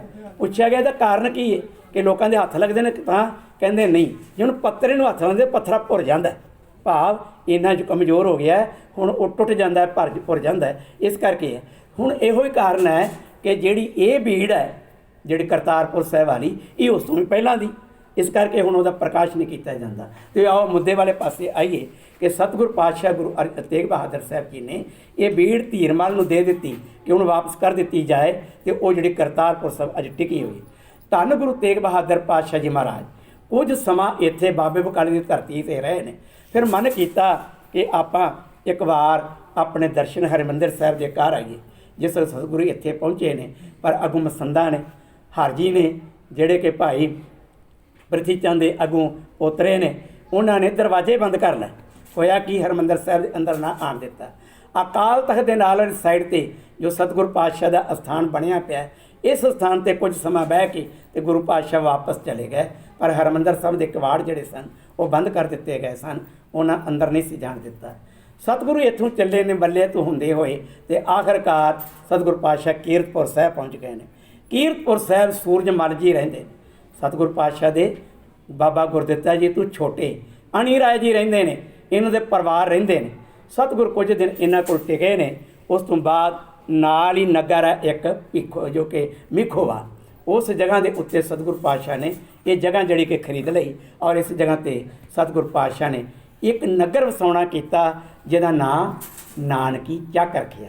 ਹੁਣ ਇਤਿਹਾਸ ਵਿੱਚ ਆਪਾਂ ਵੇਖਾਂਗੇ ਨਾਨਕੀ ਚੱਕ ਗੁਰੂ ਪਾਤਸ਼ਾਹ ਨੇ ਇਹ ਨਾਂ ਕਿਉਂ ਰੱਖਿਆ। ਗੁਰੂ ਪਿਆਰਿਓ, ਹਰੇਕ ਬੇਟੇ ਦੀ ਆਪਣੀ ਭਾਵਨਾ ਹੁੰਦੀ ਹੈ ਕਿ ਮੈਂ ਆਪਣੇ ਮਾਂ ਪਿਓ ਦੀ ਕੋਈ ਨਿਸ਼ਾਨੀ ਰੱਖਾਂ। ਤਾਂ ਗੁਰੂ ਪਾਤਸ਼ਾਹ ਧੰਨ ਗੁਰੂ ਤੇਗ ਬਹਾਦਰ ਸਾਹਿਬ ਜੀ ਨੇ ਇਹ ਨਗਰ ਜਿਹੜਾ ਆਪਣੇ ਮਾਤਾ ਨਾਨਕੀ ਦੇ ਨਾਂ 'ਤੇ। ਮਾਤਾ ਨਾਨਕੀ ਕੌਣ ਹੈ? ਗੁਰੂ ਹਰਗੋਬਿੰਦ ਪਾਤਸ਼ਾਹ ਦੇ ਜੋ ਕਿ ਭਾਈ ਮਹਿਲ ਨੇ। ਇਹਨਾਂ ਦੇ ਕਿੰਨੇ ਬੱਚੇ ਨੇ? ਬਾਬਾ ਅਟਲ ਜੀ ਤੇ ਗੁਰੂ ਤੇਗ ਬਹਾਦਰ ਪਾਤਸ਼ਾਹ ਜੀ, 2 ਬੇਟੇ ਇਹਨਾਂ ਦੇ ਆਪਣੇ ਸਨ। ਬਾਕੀ ਜਿਹੜੇ ਕਿ ਉਹ ਜੇ ਮਾਤਾ ਦਮੋਦਰੀ ਦੇ ਨੇ ਤੇ ਕੁਝ ਮਾਤਾ ਮਰਵਾਹੀ ਦੇ ਨੇ। ਇਸ ਤਰ੍ਹਾਂ ਇਹ 5 ਬੇਟੇ ਤੇ 1 ਬੇਟੀ ਵੱਖਰੇ ਵੱਖਰੇ ਮਾਤਾਵਾਂ ਤੋਂ ਉਹਨਾਂ ਨੇ ਜਨਮ ਲਿਆ ਹੈ। ਪਰ ਗੁਰੂ ਤੇਗ ਬਹਾਦਰ ਪਾਤਸ਼ਾਹ ਦੀ ਮਾਤਾ ਇਸ ਵਕਤ ਮਾਤਾ ਨਾਨਕੀ ਹੈ ਜੋ ਜਿਉਂਦੇ ਜਾਗਦੇ ਨੇ, ਔਰ ਉਹਨਾਂ ਦੇ ਨਾਮ ਦੇ ਉੱਤੇ ਇਹ ਨਗਰ ਵਸਾਉਣਾ ਚਾਹਿਆ। ਪਰ ਇਸ ਨਗਰ ਦਾ ਨਾਂ ਗੁਰੂ ਕਲਗੀਧਰ ਪਾਤਸ਼ਾਹ ਜਦੋਂ ਪਟਨਾ ਸਾਹਿਬ ਤੋਂ ਕੀਰਤਪੁਰ ਸਾਹਿਬ ਪਹੁੰਚੇ ਸਨ, ਤੇ ਕੀਰਤਪੁਰ ਸਾਹਿਬ ਤੋਂ ਜਿਸ ਵਕਤ ਗੁਰੂ ਤੇਗ ਬਹਾਦਰ ਪਾਤਸ਼ਾਹ ਜੀ ਇਹਨਾਂ ਨੂੰ ਨਾਲ ਲੈ ਕੇ ਬੜੇ ਪਿਆਰ ਸਹਿਤ ਸੰਗਤਾਂ ਦੇ ਇਕੱਠ ਵਿੱਚ ਮਾਨੋ ਨਗਰ ਕੀਰਤਨ ਦੀ ਤਰ੍ਹਾਂ ਅਨੰਦਪੁਰ ਸਾਹਿਬ ਪਹੁੰਚਣਾ ਸੀ, ਕੀਰਤਪੁਰ ਆਪਣਾ ਨਾਨਕੀ ਚੱਕ। ਤੇ ਉਦੋਂ ਸਤਿਗੁਰੂ ਗੁਰੂ ਗੋਬਿੰਦ ਸਿੰਘ ਪਾਤਸ਼ਾਹ ਨੇ ਬਚਨ ਕੀਤਾ, ਪਿਤਾ ਜੀ ਇਸ ਨਗਰ ਦਾ ਨਾਂ ਆਪਾਂ ਆਨੰਦਪੁਰ ਨਾ ਰੱਖ ਦਈਏ। ਸਾਹਿਬ ਕਹਿਣ ਲੱਗੇ, ਬੇਟਾ ਜਿਵੇਂ ਤੇਰੀ ਮਰਜ਼ੀ ਹੈ ਉੱਦਾਂ ਕਰੋ। ਫਿਰ ਇਹ ਨਗਰ ਆਨੰਦਪੁਰ ਸਾਹਿਬ ਰੱਖਿਆ ਗਿਆ। ਇੱਥੇ ਸਤਿਗੁਰੂ ਪਾਤਸ਼ਾਹ ਨੇ ਜਦੋਂ ਇਹ ਨਗਰ ਵਸਾਇਆ, ਗੁਰੂ ਪਿਆਰਿਓ, ਜੋ ਜੀਵਨ ਦਾ ਅੰਦਰ ਸਤਿਗੁਰੂ ਪਾਤਸ਼ਾਹ ਦੇ ਇਹ ਡਿਊਟੀ ਲੱਗੀ ਸੀ ਕਿ ਜਗਤ ਦੇ ਜੀਵਾਂ ਨੂੰ ਸਹੀ ਗਿਆਨ ਦੇ ਕੇ ਗੁਰਮਤਿ ਦੇ ਰਾਹ 'ਤੇ ਤੋਰ ਕੇ ਪਰਮਾਤਮਾ ਦਾ ਮਾਰਗ ਜਿਹੜਾ ਦਰਸਾਉਣਾ ਹੈ।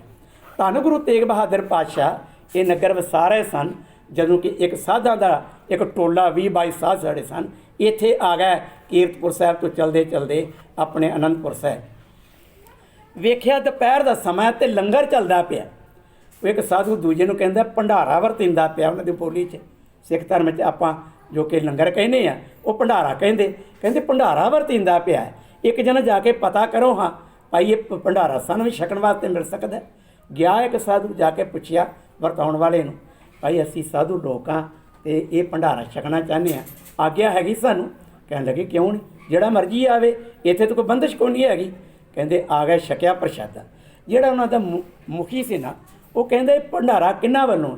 ਕਹਿੰਦੇ ਗੁਰੂ ਨਾਨਕ ਦੀ ਜੋਤ ਗੁਰੂ ਤੇਗ ਬਹਾਦਰ ਪਾਤਸ਼ਾਹ ਵੱਲੋਂ ਹੈ ਅਤੇ ਉਹਨਾਂ ਵੱਲੋਂ ਵਰਤਾਇਆ ਜਾ ਰਿਹਾ। ਕਹਿੰਦੇ ਅਸੀਂ ਦਰਸ਼ਨ ਕਰਨਾ ਚਾਹੁੰਦੇ ਹਾਂ, ਮਿਲ ਸਕਦੇ ਨੇ? ਕਹਿੰਦੇ ਉਹ ਤੰਬੂ ਵਿੱਚ ਚਲੇ ਗਏ, ਜਾ ਕੇ ਮਿਲੇ। ਦੇਖੋ ਮੈਂ ਗੱਲ ਕਰਨ ਲੱਗਾ ਕਿ ਸਤਿਗੁਰੂ ਪਾਤਸ਼ਾਹ ਨੇ ਸਿੱਖੀ ਦਾ ਪ੍ਰਚਾਰ ਕਿਵੇਂ ਕੀਤਾ ਹੈ, ਬਾਣੀ ਦਾ ਪ੍ਰਚਾਰ ਕਿਵੇਂ ਕੀਤਾ ਹੈ, ਲੋਕਾਂ ਦੇ ਮਨ ਦੇ ਅੰਧੇਰਿਆਂ ਨੂੰ ਕਿਵੇਂ ਦੂਰ ਕੀਤਾ ਹੈ। ਜਿਸ ਵੇਲੇ ਗਏ ਸਾਧ ਉਹਨਾਂ ਨਮਸਕਾਰ ਕੀਤੀ, ਮੱਥਾ ਟੇਕਿਆ, ਗੁਰੂ ਤੇਗ ਬਹਾਦਰ ਪਾਤਸ਼ਾਹ ਦੀਦਾਰ ਕੀਤੇ, ਮੱਥੇ ਦਾ ਜਲਵਾ ਵੇਖਿਆ, ਨੂਰ ਵੇਖਿਆ ਅਤੇ ਧੱਕੇ ਨਾਲ ਨਮਸਕਾਰ ਕਰਨ ਵਾਸਤੇ ਮਨ ਕਰ ਆਇਆ। ਸਾਹਿਬ ਕਹਿੰਦੇ ਨੇ ਆਓ ਸਾਧੂ ਜਨੋ ਬੈਠੋ, ਕਿੱਥੋਂ ਆਏ ਹੋ, ਕਿੱਥੇ ਜਾਣਾ ਚਾਹੁੰਦਾ? ਕਹਿੰਦੇ ਜੀ ਮਹਾਰਾਜ ਰੋਪੜ ਤੋਂ ਆਏ ਆ, ਅੱਗੇ ਪਹਾੜਾਂ 'ਤੇ ਜਾਣਾ ਚਾਹੁੰਦੇ। ਸਾਹਿਬ ਕਹਿੰਦੇ ਪਹਾੜਾਂ 'ਤੇ ਰਹਿੰਦੇ ਹੋ? ਕਹਿੰਦੇ ਨਹੀਂ। ਫਿਰ ਰੋਪੜ ਰਹਿੰਦੇ ਹੋਵੋਗੇ? ਕਹਿੰਦੇ ਨਹੀਂ ਮਹਾਰਾਜ। ਅਤੇ ਫਿਰ ਪਹਾੜਾਂ 'ਤੇ ਕੀ ਕਰਨ ਚੱਲੇ ਹੋ, ਕਿੱਥੇ ਨੇ ਟਿਕਾਣੇ ਤੁਹਾਡੇ? ਕਹਿੰਦੇ ਪਾਤਸ਼ਾਹ ਟਿਕਾਣੇ 'ਤੇ ਪੱਕੇ ਕੋਈ ਨਹੀਂ ਕਿਤੇ, ਪਰ ਪਹਾੜਾਂ 'ਤੇ ਚੱਲੇ ਆ। ਕਹਿੰਦੇ ਕਾਹਦੇ ਵਾਸਤੇ? ਕਹਿੰਦੇ ਜੀ ਰੱਬ ਨੂੰ ਲੱਭਣ ਵਾਸਤੇ, ਰੱਬ ਨੂੰ ਮਿਲਣ ਵਾਸਤੇ ਅਸੀਂ ਪਹਾੜਾਂ 'ਤੇ ਚੱਲੇ। ਸਾਹਿਬ ਕਹਿੰਦੇ ਰੱਬ ਨੂੰ ਮਿਲਣ ਵਾਸਤੇ ਹੈ ਤਾਂ ਬੜਾ ਚੰਗਾ ਕੰਮ ਹੈ, ਪਰ ਇੱਥੋਂ ਤਾਂ ਪਹਾੜ ਬੜੇ ਤੁਰ ਪੈਣੇ ਅੱਗੇ, ਪਹਾੜਾਂ ਦੀ ਗਿਣਤੀ ਕੋਈ ਨਹੀਂ, ਅਤੇ ਕਿਹੜੇ ਪਹਾੜ 'ਤੇ ਜਾ ਕੇ ਉਹਨੂੰ ਮਿਲੋਗੇ, ਕਿੱਥੇ ਰਹਿੰਦਾ ਉਹ ਰੱਬ? ਕਹਿੰਦੇ ਪਾਤਸ਼ਾਹ ਇਸ ਬਾਰੇ ਤਾਂ ਪਤਾ ਕੋਈ ਨਹੀਂ। ਦੇਖੋ ਮਨ ਦੇ ਇਹ ਜਿਹੜੇ ਮਨਸੂਬੇ ਨੇ ਨਾ ਗੁਰੂ ਪਿਆਰੇ ਜੋ ਸਾਡੇ ਮਨ 'ਚ ਪੈਦਾ ਹੁੰਦੇ, ਅਸੀਂ ਅਗਿਆਨਤਾ ਵੱਸ ਹੋ ਕੇ ਭੁਲੇਖੇ 'ਚ ਪੈ ਕੇ ਪਤਾ ਨਹੀਂ ਕਿੱਧਰ ਤੁਰ ਪਈਏ, ਤੀਰਥ ਯਾਤਰਾ 'ਤੇ ਚੱਲ ਪਈਏ, ਵਣਾਂ 'ਚ ਚਲੇ ਜਾਈਏ, ਜੰਗਲਾਂ 'ਚ ਚਲੇ ਜਾਈਏ, ਕੋਈ ਹੋਰ ਤਪ ਸਾਧਨਾ ਕਰ ਲਈਏ। ਜਦੋਂ ਸਾਨੂੰ ਗਿਆਨ ਹੀ ਕੋਈ ਨਹੀਂ ਤਾਂ ਇੱਦਾਂ ਦੇ ਕੰਮ ਕਰਾਂਗੇ ਨਾ। ਸਾਹਿਬ ਕਹਿੰਦੇ ਨੇ ਕਿਹੜੇ ਪਹਾੜ 'ਤੇ ਰਹਿੰਦੇ ਨੇ? ਕਹਿੰਦੇ ਸਾਨੂੰ ਪਤਾ ਤੇ ਕੋਈ ਨਹੀਂ। ਸਾਹਿਬ ਕਹਿੰਦੇ ਜੇ ਪਤਾ ਕੋਈ ਨਹੀਂ ਤਾਂ ਕਿੱਥੇ ਜਾ ਕੇ ਲੱਭੋਗੇ? ਕਹਿੰਦੇ ਪਾਤਸ਼ਾਹ ਇਹ ਤਾਂ ਪ੍ਰੋਬਲਮ ਹੈ ਸਾਡੇ ਵਾਸਤੇ, ਮੁਸ਼ਕਲ ਹੈ। ਸਾਹਿਬ ਕਹਿੰਦੇ ਨੇ ਛੱਡੋ ਇਸ ਪ੍ਰੋਬਲਮ ਨੂੰ, ਮੈਂ ਹੱਲ ਕਰ ਦੇਣਾ। ਤੁਹਾਨੂੰ ਗੁਰੂ ਤੇਗ ਬਹਾਦਰ ਪਾਤਸ਼ਾਹ ਕਹਿੰਦੇ ਨੇ ਜੇ ਤੁਹਾਨੂੰ ਰੱਬ ਇੱਥੇ ਹੀ ਮਿਲਾ ਦਈਏ ਤੇ ਤੁਹਾਡਾ ਹੀ ਜਿਹੜੀ ਮੁਸ਼ਕਲ ਨੇ ਇੱਥੇ ਸੋਲਵਡ ਇਹਦੇ ਕਰ ਦਈਏ। ਕਹਿੰਦੇ ਮਹਾਰਾਜ ਫਿਰ ਬੜੀ ਕਿਰਪਾ। ਸਾਹਿਬ ਗੁਰੂ ਤੇਗ ਬਹਾਦਰ ਪਾਤਸ਼ਾਹ ਨੇ ਜਿਹੜਾ ਉਹਨਾਂ ਨੂੰ ਟਿਕਾਣਾ ਦੱਸਿਆ ਰੱਬ ਕਿੱਥੇ ਰਹਿੰਦਾ, ਉਹ ਗੁਰੂ ਪਾਤਸ਼ਾਹ ਨੇ ਬਾਣੀ 'ਚ ਉੱਤਰ ਲਿਖ ਦਿੱਤਾ। ਸਾਹਿਬ ਕਹਿੰਦੇ ਨੇ ਰੱਬ ਕੋਈ ਇਨਸਾਨ ਨਹੀਂ, ਰੱਬ ਕੋਈ ਸਰੀਰ ਨਹੀਂ, ਰੱਬ ਕੋਈ ਐਸਾ ਨਹੀਂ ਜਿਹਨੂੰ ਹੱਥ ਨਾਲ ਛੋਹਿਆ ਜਾ ਸਕੇ। ਜਿਵੇਂ ਆਪਾਂ ਗੁਰੂ ਕਲਗੀਧਰ ਪਾਤਸ਼ਾਹ ਦਾ ਬਚਨ ਪੜ੍ਹਦੇ ਹਾਂ ਨਾ ਕਿ ਰੱਬ ਦਾ ਸਰੂਪ ਕੀ? ਚੱਕਰ ਚਿਹਨ ਅਰ ਵਰਨ ਜਾਤ ਅਰ ਪਾਤ ਨਹੀਂ ਹੈ, ਰੂਪ ਰੰਗ ਅਰ ਰੇਖ ਪੇ ਕੋ ਕਹਿ ਨ ਸਕਤ ਕੀ, ਅਚਲ ਮੂਰਤ ਅਨਪਉ ਪ੍ਰਕਾਸ਼ਮ ਤੋਜ ਕਹੀਜੈ, ਕੋੜ ਇੰਦਰ ਇੰਦਰਾਨ ਸ਼ਾਹ ਸ਼ਾਹਾਨ ਗਨੀਜੈ, ਤਰਬਮਨ ਹੀ ਸੁਰ ਨਰ ਅਸੁਰ, ਨੇਤ ਨੇਤ ਬੰਤਰਨ ਕਹਿਤ ਤਬ ਸਰਬ ਨਾਮ ਕਥੈ ਕਮਨ, ਕਰਮ ਨਾਮ ਪਰਨ ਸਮਤ।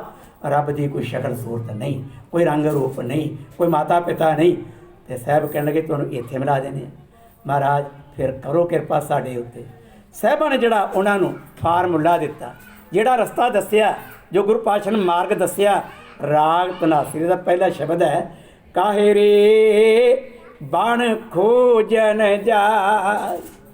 ਇਹ ਲੋਕੋ, ਇਹ ਸਾਧੂ ਜਨੋ ਕਿਉਂ ਜੰਗਲਾਂ ਵਾਲੇ ਪਾਸੇ ਤੁਰ ਪਏ? क्यों तीर्थां वाले पासे चल पे हो, क्यों एडियां भयानक यात्रा वाले पासे चल पे हो, जंगलों वाले पासे जाके की करोगे।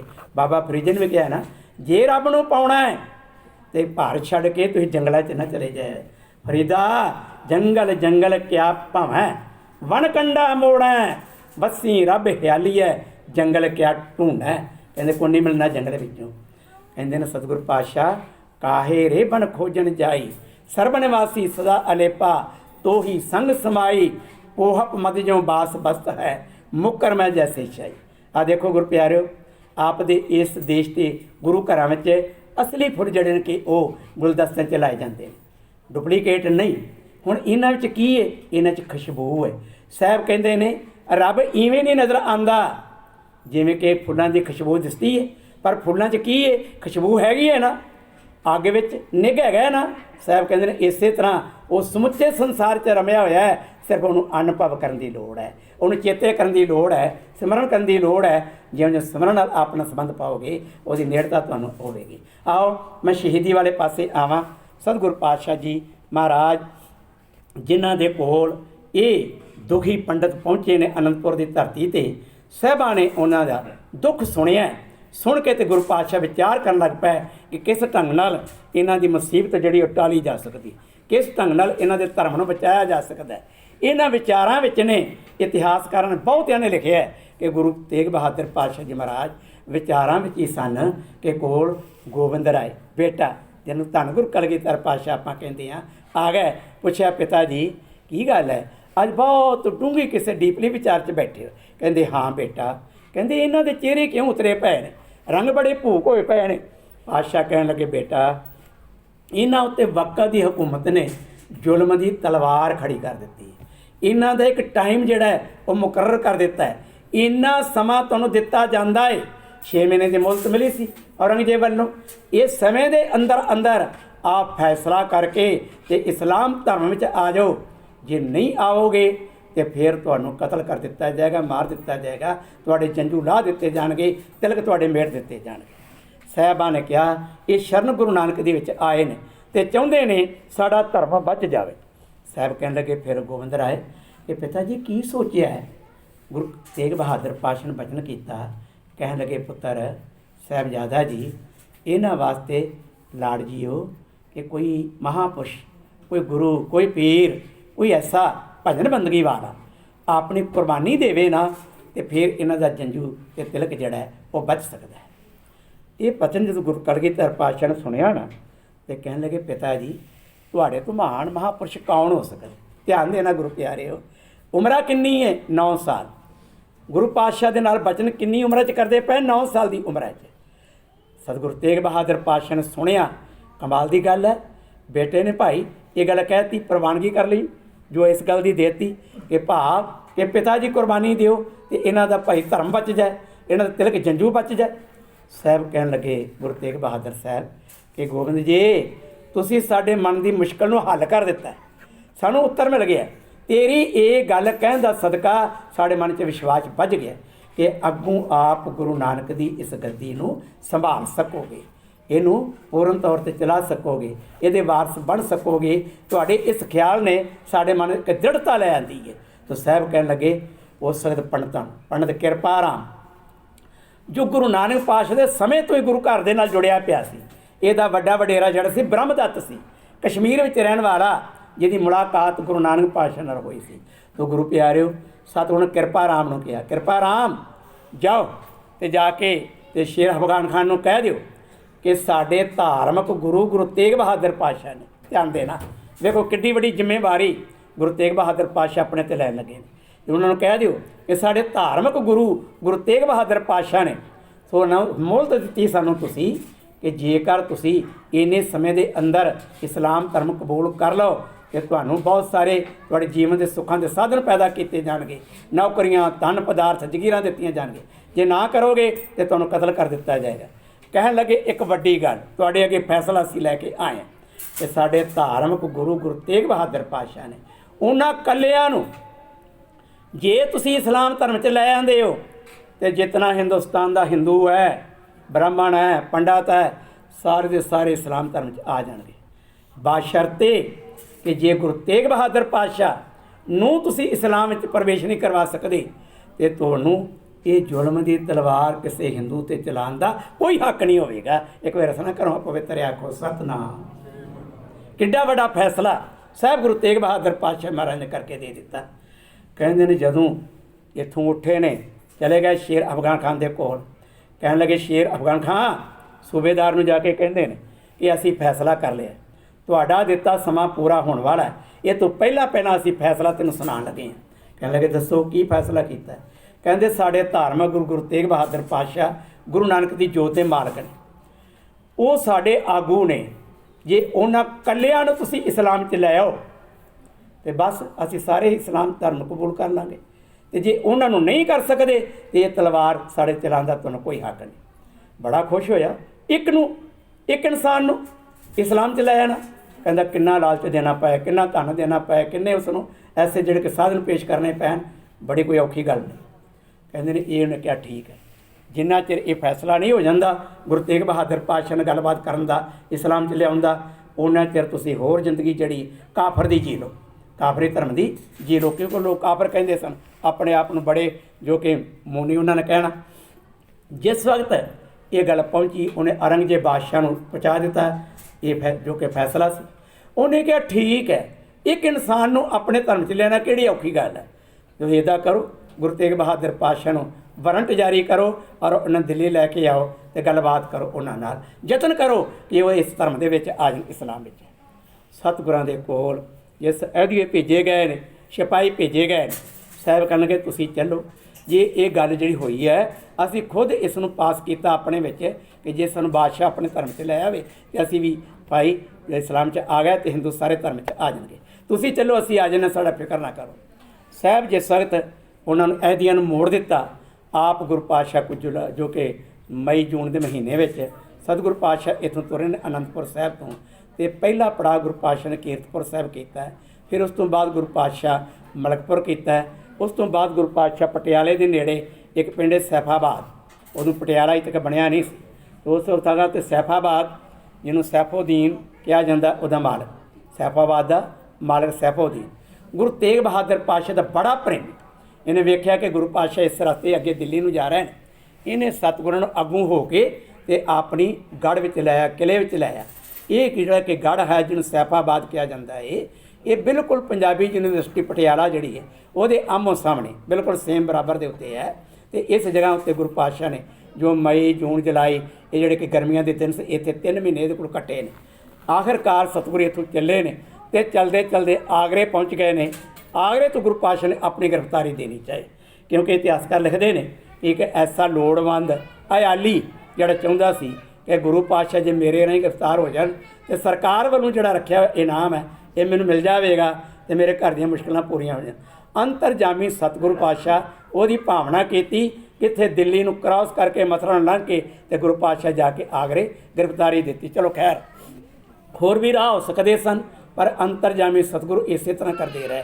ਜਿਵੇਂ ਗੁਰੂ ਕਲਗੀਧਰ ਪਾਤਸ਼ਾਹ ਦੀ ਗੱਲ ਕਰਦੇ ਹਾਂ ਆਪਾਂ, ਅਤੇ ਭਾਈ ਉਹ ਚਮਕੌਰ ਦੀ ਗੜੀ 'ਚੋਂ ਨਿਕਲ ਕੇ ਸਤਿਗੁਰੂ ਪਾਤਸ਼ਾਹ ਵਾਪਸ ਅਨੰਦਪੁਰ ਸਾਹਿਬ ਕਿਉਂ ਚਲੇ ਗਏ ਜਾਂ ਹੋਰ ਪਾਸੇ ਕਿਉਂ ਗਏ, ਮਾਛੀਵਾੜੇ ਕਿਉਂ ਆਏ? ਕਾਰਨ ਸੀ ਇੱਥੇ ਵੀ ਇੱਕ ਮਾਤਾ ਨੇ ਅਰਦਾਸ ਕੀਤੀ ਸੀ, ਪਾਤਸ਼ਾਹ ਮੈਂ ਤਾਂ ਹੁਣ ਅੰਤਮ ਸਮੇਂ 'ਤੇ ਪਹੁੰਚੀ ਹੋਈ ਹਾਂ ਅਤੇ ਮੈਂ ਤਾਂ ਅਨੰਦਪੁਰ ਆ ਨਹੀਂ ਸਕਦੀ, ਮੈਂ ਤੇਰੇ ਦਰਸ਼ਨ ਕਰਨ ਆ ਨਹੀਂ ਸਕਦੀ, ਜੇ ਮੇਰੇ ਜੀਵਨ ਲੀਲਾ ਖਤਮ ਹੋਣ ਤੋਂ ਪਹਿਲਾਂ ਆਪ ਮੈਨੂੰ ਦਰਸ਼ਨ ਦੇ ਜਾਓ ਅਤੇ ਕਿੰਨੀ ਤੁਹਾਡੀ ਮਿਹਰ ਹੋਵੇਗੀ ਮੇਰੇ 'ਤੇ। ਤਾਂ ਗੁਰੂ ਪਾਤਸ਼ਾਹ ਤਾਂ ਮਾਛੀਵਾੜੇ ਆਏ ਸਨ ਅਤੇ ਉਹ ਇੱਥੇ ਆ ਕੇ ਮਿਲੇ। ਇਸ ਕਰਕੇ ਸਤਿਗੁਰੂ ਵੀ ਉਹਦੀ ਭਾਵਨਾ ਪੂਰੀ ਕਰਨ ਵਾਸਤੇ ਇੱਥੇ ਪਹੁੰਚੇ। ਆਖਿਰਕਾਰ ਗੁਰੂ ਦਿੱਲੀ ਪਹੁੰਚ ਗਏ ਨੇ। ਸੂਬੇਦਾਰ ਦੇ ਨਾਲ ਗੱਲਬਾਤ ਹੋਈ, ਉਹਨਾਂ ਨੇ ਕਿਹਾ ਗੁਰੂ ਪਾਤਸ਼ਾਹ ਨੇ ਇੱਕ ਪਿੰਜਰੇ ਵਿੱਚ ਬੰਦ ਕੀਤਾ ਗਿਆ, ਹਵਾਲਾਤ ਦੇ ਅੰਦਰ ਜੋ ਬੰਦ ਨੇ, ਅਤੇ ਪਰ ਉਹਦੇ 'ਚ ਫਿਰ ਉਹਨਾਂ ਨੇ ਇੱਕ ਪਿੰਜਰੇ 'ਚ ਬੰਦ ਕੀਤਾ ਹੈ ਜਿਹਦੇ ਅੰਦਰ ਸੂਏ ਲੱਗੇ ਹੋਏ ਨੇ, ਜੇ ਖੜੇ ਹੁੰਦੇ ਨੇ ਅਤੇ ਸਿਰ 'ਚ ਲੱਗਦੇ ਨੇ, ਪਿੱਠ ਲਾਉਂਦੇ ਨੇ ਅਤੇ ਪੇਠੇ ਚੁਭਦੇ ਨੇ, ਅੱਗੇ ਹੁੰਦੇ ਨੇ ਹਿੱਕੇ ਚੁਭਦੇ ਨੇ। ਐਡਾ ਦਾ ਜੋ ਕਿ ਬਹੁਤ ਭਿਆਨਕ ਪਿੰਜਰਾ ਅੱਜ ਤੇ ਪਤਾ ਨਹੀਂ ਕਿੱਥੇ ਪਿਆ ਹੋਇਆ ਹੈ, ਪਰ ਇਤਿਹਾਸਕਾਰਾਂ ਨੇ ਜ਼ਿਕਰ ਜਿਹੜਾ ਕੀਤਾ ਹੈ ਉਸ ਦੇ ਬਿਨਾਂ ਦੇ ਆਧਾਰ 'ਤੇ ਕਿ ਐਡੀ ਜਿਹੜੀ ਕਿ ਮੁਸ਼ਕਲ ਸਜ਼ਾ ਜਿਹੜੀ ਸੀ ਉਹ ਗੁਰੂ ਪਾਤਸ਼ਾਹ ਨੇ ਕਾਇਮ ਕੀਤੀ। ਆਖਿਰਕਾਰ ਸਤਿਗੁਰੂ ਪਾਤਸ਼ਾਹ ਦੀ ਮੁਲਾਕਾਤ ਜਿਹੜੀ ਭਾਈ ਸੋਹਣ ਸਿੰਘ ਸੀਤਲ ਜੋ ਢਾਡੀਆਂ ਦੇ ਜੋ ਕਿ ਬਹੁਤ ਵੱਡੇ ਪਿਤਾਮਾ ਮੰਨੇ ਜਾਂਦੇ ਨੇ, ਉਹਨਾਂ ਨੇ ਲਾਸਾਨੀ ਸ਼ਹੀਦੀ ਆਪਣੀ ਕਿਤਾਬ ਜੋ 1975 ਵਿੱਚ ਉਦੋਂ 300 ਸਾਲਾ ਸ਼ਹਾਦਤ ਸੀ ਧੰਨ ਧੰਨ ਗੁਰੂ ਤੇਗ ਬਹਾਦਰ ਪਾਤਸ਼ਾਹ ਦੀ, ਕਿਉਂਕਿ 11 ਨਵੰਬਰ 1675 ਨੂੰ ਸ਼ਹਾਦਤ ਹੋਈ ਹੈ ਅਤੇ 1975 300 ਸਾਲ ਬਣਦੇ ਨੇ। ਇਹ ਕਿਤਾਬ ਗੁਰਮੁਖ ਪਿਆਰਿਆਂ ਨੇ ਗੁਰਦੁਆਰਾ ਕਲਗੀਧਰ ਸਿੰਘ ਸਭਾ ਲੁਧਿਆਣੇ ਵਿਖੇ ਜਿਹੜੀ ਕਿ 300 ਸਾਲ ਲਾਸਾਨੀ ਸ਼ਹੀਦੀ ਸੀ, ਇੱਥੇ ਉਹਨਾਂ ਨੇ ਇਹ ਜਿਹੜੀ ਕਿ ਰਿਲੀਜ਼ ਕੀਤੀ ਸੀ, ਜਿਹਦੀ ਕਾਪੀ ਉਹਨਾਂ ਨੇ ਮੈਨੂੰ ਵੀ ਦਿੱਤੀ। ਉਹਦੇ ਵਿੱਚ ਜਿਸ ਢੰਗ ਨਾਲ ਮੁਲਾਕਾਤ ਕੀਤੀ ਔਰੰਗਜ਼ੇਬ ਸਾਹਿਬ ਦੇ, ਔਰੰਗਜ਼ੇਬ ਦੇ ਬਾਦਸ਼ਾਹ ਦੇ ਅੱਗੇ ਸਤਿਗੁਰੂ ਪਾਤਸ਼ਾਹ ਆਏ ਨੇ ਜਿਸ ਵਕਤ, ਅਤੇ ਉਹਨੇ ਇੱਕ ਚੌਂਕੀ ਢਵਾਈ ਆਪਣੇ ਸੇਵਕਾਂ ਕੋਲੋਂ, ਨੌਕਰਾਂ ਕੋਲੋਂ ਇੱਕ ਚੌਂਕੀ ਚੰਦਨ ਦੀ ਢਹਾਈ। ਉਹਦੇ ਉੱਤੇ ਇੱਕ ਬਹੁਤ ਵਧੀਆ ਚਿੱਟੇ ਰੰਗ ਦੀ ਚਾਦਰ ਜਿਹੜੀ ਸੀ ਉਹ ਵਿਛਾਈ, ਅਤੇ ਸਤਿਗੁਰਾਂ ਨੂੰ ਬੜੇ ਅਦਬ ਨਾਲ ਉਹਦੇ ਉੱਤੇ ਬੈਠਣ ਵਾਸਤੇ ਕਿਹਾ। ਕਹਿਣ ਲੱਗੇ ਜਦੋਂ ਗੁਰੂ ਪਾਤਸ਼ਾਹ ਬੈਠੇ ਨਾ, ਅਤੇ ਇਸ ਨੇ ਪਹਿਲਾਂ ਹੱਥ ਜੋੜ ਕੇ ਕਹਿੰਦੇ ਨੇ ਮੁਆਫੀ ਮੰਗੀ ਕਿ ਕਹਿੰਦੇ ਪਾਤਸ਼ਾਹ ਮੇਰੇ ਅਹਿਲਕਾਰ ਤੁਹਾਨੂੰ ਆਗਰੇ ਤੋਂ ਇੱਥੇ ਲੈ ਕੇ ਆਏ ਨੇ, ਪਾਤਸ਼ਾਹ ਇਸ ਸਫ਼ਰ ਵਿੱਚ ਬੜੀਆਂ ਉਹਨਾਂ ਖੁਨਾਮੀਆਂ ਕੀਤੀਆਂ ਹੋਣਗੀਆਂ, ਮੈਂ ਉਹਨਾਂ ਸਾਰੀਆਂ ਖੁਨਾਮੀਆਂ ਗਲਤੀਆਂ ਦੀ ਭੁੱਲ ਮੰਨਦਾ ਹਾਂ, ਅਤੇ ਪਾਤਸ਼ਾਹ ਆਓ ਆਪਾਂ ਕੋਈ ਗੱਲਬਾਤ ਕਰੀਏ। ਆਹ ਵੇਖਦੇ ਹੋ ਅੱਜ ਇਸ ਚੌਂਕੀ ਦੇ ਉੱਤੇ ਬਿਠਾਇਆ, ਮੇਰੇ ਮਨ ਵਿੱਚ ਤੁਹਾਡੇ ਵਾਸਤੇ ਕਿੰਨਾ ਅਦਬ ਹੈ। ਜਾਣਦੇ ਹੋ ਚੌਂਕੀ ਕਿਹੜੀ? ਸਾਹਿਬ ਕਹਿਣ ਲੱਗੇ ਤੈਨੂੰ ਪਤਾ ਹੋਣਾ, ਤੁਸੀਂ ਦੱਸੋ ਕਿਹੜੀ ਚੌਂਕੀ ਹੈ? ਕਹਿੰਦੇ ਪਾਤਸ਼ਾਹ ਇਹ ਚੌਂਕੀ ਮੇਰੇ ਪੀਰ ਦੀ ਹੈ, ਜਦੋਂ ਮੈਨੂੰ ਮਿਲਣ ਵਾਸਤੇ ਆਉਂਦਾ ਇਸ ਚੰਦਨ ਦੀ ਚੌਂਕੀ ਉੱਤੇ ਮੈਂ ਆਪਣੇ ਪੀਰ ਨੂੰ ਬਿਠਾਉਂਦਾ, ਅਤੇ ਤੁਹਾਨੂੰ ਇਹ ਪਤਾ ਲੱਗ ਸਕਦਾ ਹੈ ਕਿ ਆਪਣੇ ਪੀਰ ਦੀ ਚੌਂਕੀ ਮੈਂ ਤੁਹਾਡੇ ਬੈਠਣ ਵਾਸਤੇ ਪੇਸ਼ ਕਰ ਰਿਹਾ ਵਾਂ ਕਿ ਮੇਰੇ 'ਚ ਕਿੰਨਾ ਅਦਬ ਹੈ, ਕਿੰਨਾ ਪਿਆਰ ਹੈ ਤੁਹਾਡੇ ਵਾਸਤੇ। ਸਾਹਿਬ ਕਹਿੰਦੇ ਤੇਰਾ ਧੰਨਵਾਦ, ਤੂੰ ਹੁਣ ਕੰਮ ਦੀ ਗੱਲ ਜਿਹੜੀ ਕਰਨੀ ਕਰ। ਕਹਿਣ ਲੱਗੇ ਪਾਤਸ਼ਾਹ ਮੈਂ ਸੁਣਿਆ ਤੁਸੀਂ ਹਿੰਦੂਆਂ ਦੀ ਬਾਂਹ ਪਕੜੀ ਔਰ ਉਹਨਾਂ ਵਾਸਤੇ ਵਚਨ ਕੀਤਾ ਕਿ ਜੇ ਮੈਨੂੰ ਤੁਸੀਂ ਇਸਲਾਮ 'ਚ ਲੈ ਆਓ ਅਤੇ ਹਿੰਦੁਸਤਾਨ ਹੀ ਸਾਰਾ ਜਿਹੜਾ ਇਸਲਾਮ 'ਚ ਆ ਜਾਏਗਾ। ਪਾਤਸ਼ਾਹ ਕਿੰਨੀ ਚੰਗੀ ਗੱਲ ਹੈ, ਆਓ ਫਿਰ ਇਸਲਾਮ 'ਚ ਤੁਸੀਂ ਆ ਜਾਓ, ਤੁਸੀਂ ਸਮੁੱਚੇ ਇਸਲਾਮ ਧਰਮ ਦੇ ਪੀਰ ਹੋਵੋਗੇ, ਸਾਰੀ ਖਲਕਤ ਤੁਹਾਨੂੰ ਨਮਸਕਾਰਾਂ ਕਰੇਗੀ ਝੁਕ ਝੁਕ ਕੇ, ਅਤੇ ਸਤਿਗੁਰੂ ਤੁਹਾਨੂੰ ਜੀਵਨ ਦੇ ਸਾਰੇ ਸੁੱਖ ਮਿਲਣਗੇ। ਸਾਹਿਬ ਕਹਿਣ ਲੱਗੇ ਕਿ ਦੇਖ ਔਰੰਗਜ਼ੇਬ ਬਾਦਸ਼ਾਹ ਇਹ ਮੁਲਾਕਾਤ ਕਰਵਾ ਰਹੇ ਨੇ, ਕੌਣ? ਭਾਈ ਸੋਹਣ ਸਿੰਘ ਜੀ ਸੀਤਲ। ਕੁਝ ਲੋਕਾਂ ਨੇ ਮੁਲਾਕਾਤ ਜਿਹੜੀ ਹੈ ਨਾ ਕਿਹਾ ਕਿ ਔਰੰਗਜ਼ੇਬ ਬਾਦਸ਼ਾਹ ਉਹਨਾਂ ਦਿਨਾਂ ਵਿੱਚ ਇੱਥੇ ਜਿੱਥੇ ਪੰਜਾ ਸਾਹਿਬ ਹੈ ਨਾ ਹਸਨ ਅਬਦਾਲ ਉੱਥੇ ਗਿਆ ਹੋਇਆ ਸੀ। ਖੈਰ ਇਸ ਖੋਜ ਦਾ ਇੱਕ ਵਿਸ਼ਾ ਹੈ ਕਿ ਕਿਵੇਂ ਕਿਵੇਂ ਕੋਈ ਖੋਜ ਕਰਦਾ ਹੈ ਅਤੇ ਕਿਵੇਂ ਕਿਵੇਂ ਆਉਂਦੀ ਹੈ। ਗੱਲ 2-3 ਮਿੰਟ ਬਾਕੀ ਸਮਾਂ ਰਹਿ ਗਿਆ, ਖਿਮਾ ਦਾ ਜੱਜ ਕੋਣ ਲੱਗਾ। ਸਤਿਗੁਰੂ ਪਾਤਸ਼ਾਹ ਦੇ ਨਾਲ ਪਹਿਲੀ ਮੁਲਾਕਾਤ ਹੋਈ, ਚਲੀ ਗਏ। ਉਸ ਤੋਂ ਬਾਅਦ ਗੁਰੂ ਪਾਤਸ਼ਾਹ ਨੇ ਕਿਹਾ ਦੇਖ ਬਾਦਸ਼ਾਹ ਪ੍ਰਜਾ ਵਾਸਤੇ ਇੱਕ ਵਾਰ ਦਾ ਕੰਮ ਕਰਦਾ ਹੈ, ਬਾਦਸ਼ਾਹ ਇੱਕ ਪਿਤਾ ਦੇ ਸਮਾਨ ਹੁੰਦਾ ਹੈ, ਉਹਦੀ ਜਿਤਨੀ ਪ੍ਰਜਾ ਹੈ ਉਹਨੂੰ ਸਾਰੇ ਸੁੱਖਾਂ ਦੀ ਖੁੱਲ੍ਹ ਹੋਣੀ ਚਾਹੀਦੀ, ਹਰੇਕ ਨੂੰ ਹਰੇਕ ਧਰਮ ਵਿੱਚ ਆਪਣਾ ਆਪਣਾ ਕਰਮ ਕਮਾਉਣ ਦੀ ਆਗਿਆ ਹੋਣੀ ਚਾਹੀਦੀ। ਇਹ ਨਹੀਂ ਕਿ ਤਲਵਾਰ ਦੇ ਜ਼ੋਰ 'ਤੇ ਬਾਦਸ਼ਾਹ ਆਪਣੇ ਧਰਮ 'ਚ ਆਪਣੀ ਪ੍ਰਜਾ ਨੂੰ ਲੈ ਆਵੇ, ਇਹ ਬਹੁਤ ਵੱਡੀ ਗਲਤੀ ਗੱਲ ਹੈ। ਬਾਦਸ਼ਾਹ ਰੰਗ ਵਿੱਚ ਥੋੜ੍ਹੇ ਤੈਸ਼ ਵਿੱਚ ਆ ਗਿਆ। ਕਹਿੰਦੇ ਤੁਸੀਂ ਪਤਾ ਸਮਝਦੇ ਹੋ ਕਿ ਕਿਹਦੇ ਅੱਗੇ ਗੱਲ ਕਰਦੇ ਪਏ? ਸਾਹਿਬ ਕਹਿੰਦੇ ਮੈਂ ਭਲੀ ਪ੍ਰਕਾਰ ਸਮਝਦਾ। ਕਹਿੰਦੇ ਨੇ ਉਸ ਵਕਤ ਹੋਇਆ ਕਿ ਸਤਿਗੁਰਾਂ ਨੂੰ ਬਚਨ ਕੀਤਾ, ਦੇਖੋ ਵੀ ਗੱਲ ਇੱਕ ਹੈ। ਕਹਿੰਦੇ ਕਿਹੜੀ? ਕਹਿੰਦੇ ਜਾਂ ਤਾਂ ਇਸਲਾਮ ਧਰਮ ਕਬੂਲ ਕਰੋ, ਜੇ ਨਹੀਂ ਤਾਂ ਕਰਾਮਾਤ ਦੱਸੋ, ਜੇ ਨਹੀਂ ਤਾਂ ਫਿਰ ਸ਼ਹੀਦ ਹੋਣ ਵਾਸਤੇ ਮਰਨ ਵਾਸਤੇ ਤਿਆਰ ਹੋ ਜਾਓ। ਸਾਹਿਬ ਕਹਿੰਦੇ ਤੀਸਰਾ ਫੈਸਲਾ ਜਿਹੜਾ ਸਾਨੂੰ ਮਨਜ਼ੂਰ ਹੈ। ਜਿਸ ਵਕਤ ਹੋਇਆ ਕਿ ਇਹ ਮੁਲਾਕਾਤ ਕਰਕੇ ਚਲੇ ਗਏ ਨਾ, ਅਤੇ ਉਸ ਵਕਤ ਭਾਈ ਮਤੀ ਦਾਸ ਸਤਿਗੁਰੂ ਪਾਤਸ਼ਾਹ ਨੂੰ ਪੁੱਛਿਆ ਮਹਾਰਾਜ ਕੀ ਗੱਲ ਹੈ? ਕਹਿੰਦੇ ਮਤੀ ਦਾਸ ਜੀ ਉਹ ਕਹਿੰਦਾ ਸੀ ਜਾਂ ਤਾਂ ਕਰਾਮਾਤ ਦੱਸੋ ਅਤੇ ਜਾਂ ਫਿਰ ਇਸਲਾਮ ਧਰਮ 'ਚ ਆ ਜਾਓ, ਨਹੀਂ ਤਾਂ ਸ਼ਹੀਦ ਹੋਣ ਵਾਸਤੇ ਤਿਆਰ ਹੋ ਜਾਓ। ਕਹਿੰਦੇ ਪਾਤਸ਼ਾਹ ਕਰਦੇ ਨਹੀਂ ਸੀ ਕੋਈ ਕਰਾਮਾਤ ਐਸੀ, ਦਿੱਲੀ ਦੀ ਇੱਟ ਨਾਲ ਇੱਟ ਖੜਕਾ ਦੇਣੀ ਸੀ? ਕਹਿੰਦੇ ਪਾਤਸ਼ਾਹ ਨਹੀਂ ਮਤੀ ਦਾਸ ਐਸਾ ਕੰਮ ਨਹੀਂ ਹੋਣਾ ਚਾਹੀਦਾ। ਕਹਿੰਦੇ ਪਾਤਸ਼ਾਹ ਮੈਨੂੰ ਕਹਿ ਦਿਓ। ਸਾਹਿਬ ਕਹਿੰਦੇ ਨੇ ਕਿੱਥੋਂ ਲਈ ਪਈ ਸ਼ਕਤੀ? ਕਹਿੰਦਾ ਮਹਾਰਾਜ ਤੁਹਾਡੇ ਚਰਨਾਂ ਵਿੱਚ। ਸਾਹਿਬ ਕਹਿੰਦੇ ਨਹੀਂ, ਜੇ ਸ਼ਕਤੀ ਤੈਨੂੰ ਮਾਲਕ ਗੁਰੂ ਨਾਨਕ ਦੇ ਦਰ ਤੋਂ ਮਿਲੀ ਹੈ ਨਾ, ਇਹਨੂੰ ਜਰ ਇਹਨੂੰ ਪ੍ਰਗਟ ਨਹੀਂ ਕਰਨਾ, ਇਹ ਤਾਂ ਕਾਇਰਤਾ ਦਾ ਨਾਂ ਹੈ, ਕਰਾਮਾਤ ਕਾਇਰਤਾ ਦਾ ਨਾਂ ਹੈ, ਇਹ ਵਰਤਣੀ ਨਹੀਂ ਚਾਹੀਦੀ। ਕਹਿੰਦੇ ਨੇ ਕਿਸੇ ਨੇ ਗੱਲ ਸੁਣ ਲਈ, ਜਿਹੜਾ ਕਿ ਉਹ ਪਹਿਰੇਦਾਰ ਸੀ ਨਾ ਕਿਲੇ ਦਾ ਆਪਣਾ ਹਵੇਲੀ ਦਾ, ਉਹਨੇ ਗੱਲਬਾਤ ਸੁਣ ਲਈ। ਉਹਨੇ ਔਰੰਗਜ਼ੇਬ ਨੂੰ ਕਹਿ ਤਾ, ਕਹਿਣ ਲੱਗੇ ਮਤੀ ਦਾਸ ਕਹਿੰਦਾ ਮੈਂ ਕਰਾਮਾਤ ਦੱਸ ਦਿਆਂ। ਪੇਸ਼ ਕੀਤਾ ਗਿਆ ਕਿ ਹੇ ਮਤੀ ਦਾਸ ਤੂੰ ਇੰਨੀ ਗੱਲ ਕਹੀ? ਕਹਿੰਦਾ ਹਾਂ ਕਹੀਏ, ਪਰ ਮੇਰੇ ਗੁਰੂ ਦਾ ਹੁਕਮ ਮੈਂ ਦੱਸ ਨਹੀਂ ਸਕਦਾ। ਕਹਿਣ ਲੱਗੇ ਫਿਰ ਇਸਲਾਮ ਧਰਮ ਕਬੂਲ ਕਰ ਲੈ। ਕਹਿੰਦਾ ਇਹ ਵੀ ਨਹੀਂ ਹੋ ਸਕਦਾ। ਕਹਿੰਦਾ ਮੌਤ ਨੂੰ ਵਿਹਾਜਣ ਵਾਸਤੇ ਤਿਆਰ ਹੋ ਜਾ। ਕਹਿੰਦੇ ਬਿਲਕੁਲ ਮੈਂ ਤਿਆਰ, ਇਹਦੇ ਵਾਸਤੇ ਮੇਰੀ ਪੂਰੀ ਤਿਆਰੀ। ਕਹਿੰਦੇ ਨੇ ਹੋਇਆ ਕਿ ਜਲਾਦਾਂ ਨੂੰ ਕਿਹਾ 2 ਫੱਟਿਆਂ ਵਿੱਚ ਇਹਨੂੰ ਬੰਨ੍ਹ ਦਿਓ ਔਰ ਉਤੋਂ ਆਰੇ ਨਾਲ ਚੀਰ ਦਿਓ। ਜਿਸ ਵਕਤ ਐਸਾ ਕੀਤਾ ਗਿਆ ਪ੍ਰਬੰਧ, ਭਾਈ ਮਤੀ ਦਾਸ ਜਿਹੜੇ ਸਨ ਫੱਟਿਆਂ 'ਚ ਬੰਨ੍ਹ ਦਿੱਤੇ ਗਏ ਨੇ, ਸਿਰ 'ਤੇ ਆਰਾ ਰੱਖ ਦਿੱਤਾ ਗਿਆ। ਫਿਰ ਪੁੱਛਿਆ ਗਿਆ ਕਰਾਮਾਤ ਦੱਸੇਗਾ? ਕਹਿੰਦਾ ਨਹੀਂ। ਇਸਲਾਮ ਧਰਮ ਕਬੂਲ ਕਰੇਗਾ? ਕਹਿੰਦਾ ਨਹੀਂ। ਕਹਿਣ ਲੱਗੇ ਫਿਰ ਸ਼ਹੀਦ ਹੋਣ ਵਾਸਤੇ ਮਰਨ ਵਾਸਤੇ ਤਿਆਰ ਹੋ ਜਾ, ਜੇ ਤੇ ਜਿਉਂਦਾ ਰਹਿ ਤੈਨੂੰ ਬਹੁਤ ਵੱਡੇ ਅਹੁਦੇ ਮਿਲਣਗੇ, ਮਾਇਆ ਦਾ ਸੁੱਖ ਮਾਣੇਗਾ, ਨਹੀਂ ਤੇ ਆਰੇ ਦਾ ਸਵਾਦ ਤੇ ਆਏਗਾ ਤੈਨੂੰ। ਕਹਿੰਦਾ ਆਰੇ ਦਾ ਸਵਾਦ ਤੇ ਦਿਖਾ ਦਿਓ, ਮੈਂ ਫੈਸਲਾ ਕਰਕੇ ਤੁਹਾਨੂੰ ਦੱਸ ਦੇਣਾ। ਕਹਿੰਦੇ ਠੀਕ ਹੈ, ਆਰਾ ਚਲਾਵਾਂਗੇ ਤਾਂ ਹੀ ਪਤਾ ਲੱਗਣਾ ਹੈ ਨਾ। ਕਹਿੰਦੇ ਚਲਾਓ ਆਰਾ। ਜਦੋਂ ਮਤੀ ਦਾਸ ਦੇ ਕਹਿਣ 'ਤੇ ਆਰਾ ਚਲਾਉਣਾ ਸ਼ੁਰੂ ਕੀਤਾ। ਇੱਕ ਅਦੀਬ ਗੁਰਮੁਖ ਪਿਆਰੇ ਜੋ ਸਾਡੇ ਸਿੰਘ ਸਾਹਿਬ ਜੋ ਪ੍ਰਤਾਪ ਸਿੰਘ ਜੀ ਅੰਮ੍ਰਿਤਸਰ ਸਾਹਿਬ ਦੇ ਅਤੇ ਕੇਸਗੜ੍ਹ ਦੇ ਦੋਨਾਂ ਥਾਵਾਂ ਦੇ ਇਕੱਠੇ ਥਾਂ ਡਿਊਟੀ ਨਿਭਾਉਣ ਵਾਲੇ ਯਾਨੀ ਪ੍ਰਤਾਪ ਸਿੰਘ, ਉਹਨਾਂ ਨੇ ਆਪਣੀ ਬੁੱਕ ਜਿਹੜੀ ਹੈ ਉਹ 'ਚ ਲਿਖਿਆ, 2 ਉਂਗਲਾਂ ਜਦ ਸੀਸ ਵਿੱਚ ਆਰੇ ਪਾਇਆ ਚੀਰ, ਮਤੀ ਦਾਸ ਜੀ ਬੋਲਦੇ ਧਰਕਾ ਜੀ ਤੂੰ ਧੀਰ, ਰੋਮ ਰੋਮ ਵਿੱਚ ਮੈਂਡੜੇ ਵਸਿਆ ਪ੍ਰੀਤਮ ਆਪ, ਆਰਾ ਮੈਨੂੰ ਭਾਉਂਦਾ ਧਰਮ ਛੋੜਨਾ ਪਾਪ, ਟੁਕੜੇ ਇਸ ਸਰੀਰ ਦੇ ਕਰੋ ਜੇ ਲੱਖ ਕਰੋੜ, ਤਾਂ ਵੀ ਧਰਮ ਨਾ ਛੋੜ ਸਾਂ, ਦੀਨ ਤੇਰਾ ਨਹੀਂ ਲੋੜ, ਕਿ ਤੇਰੇ ਦੀਨ ਦੀ ਲੋੜ ਕੋਈ ਨਹੀਂ, ਜਿੰਨੇ ਮਰਜ਼ੀ ਮਾਇਆ ਦੇ ਸੁੱਖ ਦੇ ਰੂਪ ਦਿਖਾ ਲਓ, ਪਰ ਮੈਂ ਸ਼ਹੀਦੀ ਆਪਣ ਵਾਸਤੇ ਤਿਆਰ ਹਾਂ। ਉਸ ਵਕਤ ਜਦੋਂ ਭਾਈ ਸਾਹਿਬ ਨੂੰ ਚੀਰ ਦਿੱਤਾ ਗਿਆ ਨਾ, ਤੇ ਹੋਇਆ ਕਿ ਭਾਈ ਦਿਆਲਾ ਜੀ ਕਹਿੰਦੇ ਨੇ, ਓਏ ਤੁਸੀਂ ਕੀ ਕੀਤਾ ਹੈ? ਇੱਕ ਸਿੱਖ ਨੂੰ ਆਰੇ ਨਾਲ ਚੀਰ ਕੇ ਕੋਈ ਚੰਗਾ ਕੰਮ ਨਹੀਂ ਕੀਤਾ, ਆਪਣੇ ਮੁਗਲੀਆ ਰਾਜ ਦੀਆਂ ਜੜ੍ਹਾਂ ਵੱਢ ਦਈਆਂ। ਕਹਿੰਦੇ ਨੇ ਇਹਨੂੰ ਪਾਣੀ 'ਚ ਉਬਾਲ ਦਿਓ। ਭਾਈ ਮਤੀ ਦਾਸ ਨੂੰ ਪਾਣੀ 'ਚ ਉਬਾਲ ਕੇ ਸ਼ਹੀਦ ਕਰ ਦਿੱਤਾ। ਸਤੀ ਦਾਸ ਨੂੰ ਰੂਹ 'ਚ ਬੰਨ੍ਹ ਕੇ ਪੈਰਾਂ ਵਾਲੇ ਪਾਸੋਂ ਸਿਰ ਵਾਲੇ ਪਾਸੇ ਤੱਕ, ਤੇ ਉਹਦੇ ਨਾਲ ਉਹਨੂੰ ਸ਼ਹੀਦ ਕਰਤਾ ਅੱਗ ਲਾ ਕੇ। ਅਗਲੇ ਦਿਨ 11 ਨਵੰਬਰ ਨੂੰ ਵਾਰੀ ਆਈ ਸਾਹਿਬ ਗੁਰੂ ਤੇਗ ਬਹਾਦਰ ਪਾਤਸ਼ਾਹ ਜੀ ਮਹਾਰਾਜ ਨੂੰ। ਪੁੱਛਿਆ ਗਿਆ, ਇਸਲਾਮ ਧਰਮ ਕਬੂਲ ਕਰਦੇ ਹੋ? ਨਹੀਂ। ਕੀ ਤੁਸੀਂ ਕਰਾਮਾਤ ਦੱਸਣ ਵਾਸਤੇ ਤਿਆਰ ਹੋ? ਕਹਿੰਦੇ ਨਹੀਂ। ਸ਼ਹੀਦ ਹੋਣ ਵਾਸਤੇ? ਕਹਿੰਦੇ ਬਿਲਕੁਲ ਤਿਆਰ ਹਾਂ। ਸਾਹਿਬਾਂ ਨੂੰ ਪੁੱਛਿਆ ਗਿਆ, ਤੁਹਾਡੀ ਆਖਰੀ ਇੱਛਾ? ਕਹਿਣ ਲੱਗੇ, ਮੈਂ ਖੂਹ 'ਤੇ ਇਸ਼ਨਾਨ ਕਰਨਾ ਚਾਹੁੰਦਾ। ਸਾਹਿਬਾਂ ਨੇ ਇਸ਼ਨਾਨ ਕੀਤਾ। ਉਹ ਥੜ ਦੇ ਉੱਤੇ ਬਹਿ ਗਿਆ ਜਿਹੜਾ ਬੋਹੜ ਦਾ ਦਰਖਤ, ਅੱਜ ਉਹਦਾ ਜਿਹੜਾ ਕਿ ਮਣਾ ਹੈ ਨਾ, ਉਹ ਦਰਬਾਰ ਸਾਹਿਬ ਦੇ ਅੰਦਰ ਸੁਖਾਸਨ ਵਾਲੇ ਪਾਸੇ ਖੜਾ ਕੀਤਾ ਹੋਇਆ ਰੁਮਾਲੇ ਭੇਟ 'ਤੇ। ਉਹ ਬੋਹੜ ਦੇ ਥੱਲੇ ਗੁਰੂ ਪਾਤਸ਼ਾਹ ਬੈਠੇ ਸਨ। ਜਿਸ ਵਕਤ ਬੈਠੇ ਨੇ, ਕਹਿੰਦੇ ਹੋਰ, ਕਹਿੰਦੇ ਜਪ ਦੀ ਪਾਵਨ ਬਾਣੀ ਦਾ ਪਾਠ ਮੈਂ ਕਰਨਾ। ਜਿਸ ਵਕਤ ਮੈਂ ਸ਼ਲੋਕ ਅੰਤਲਾ ਪੜ੍ਹਾਂ, ਉਦੋਂ ਆਪਣਾ ਕਾਰਾ ਕਰ ਲੈਣਾ। ਸਤਿਗੁਰਾਂ ਨੇ ਜਪ ਦੀ ਬਾਣੀ ਦਾ ਜੋ ਕਿ ਪਾਠ ਕੀਤਾ। ਜਦੋਂ ਕੇਤੀ ਛੁੱਟੀ ਨਾਲ ਕਹੀਏ, ਤੇ ਜਲਾਲੁਦੀਨ ਨੇ ਸਤਿਗੁਰਾਂ ਉੱਤੇ ਵਾਰ ਕਰ ਦਿੱਤਾ ਔਰ ਸ਼ਹਾਦਤ ਜੰਮ ਪੀ ਗਏ। ਗੁਰੂ ਪਾਤਸ਼ਾਹ ਧੰਨ ਗੁਰੂ ਤੇਗ ਬਹਾਦਰ ਸਾਹਿਬ ਜੀ ਮਹਾਰਾਜ 11 ਨਵੰਬਰ 1675 ਤੇ ਦਿਨ ਅੱਜ ਦਾ ਹੀ ਐਤਵਾਰ, ਇਹ ਤੁਹਾਨੂੰ ਸ਼ਹਾਦਤ ਜੰਮ ਪੀਤਾ। ਗੁਰੂ ਪਿਆਰਿਓ, ਗੁਰੂ ਦਾ ਇਤਿਹਾਸ ਜੋ ਬੜਾ ਲੰਬੇਰਾ ਜੀਵਨ ਹੈ, ਬੜਾ ਲੰਬਾ ਜ਼ਮੀਰਾ ਹੈ। ਜੇ ਸ਼ਹੀਦੀ ਦੇ ਸੰਬੰਧ 'ਚ ਵੇਖੀਏ ਤਾਂ ਸ਼ਹੀਦੀ ਦੇ ਬੜੇ ਪੱਖ ਨੇ ਜਿਹੜੇ ਕਿ ਇੰਨੇ ਸਮੇਂ 'ਚ ਬਿਆਨ ਨਹੀਂ ਕੀਤੇ ਜਾ ਸਕਦੇ। ਤੋਂ ਦਿੱਤਾ ਸਮਾਂ ਜਿਹੜਾ ਹੈ ਸਮਾਪਤ ਹੈ।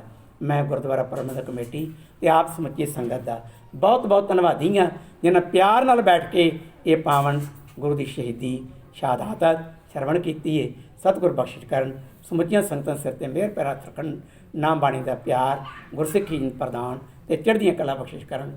ਆਓ ਫਤਿਹ ਨਾਲ ਜੁੜੀਏ ਜੀ। ਵਾਹਿਗੁਰੂ ਜੀ ਕਾ ਖਾਲਸਾ, ਵਾਹਿਗੁਰੂ ਜੀ।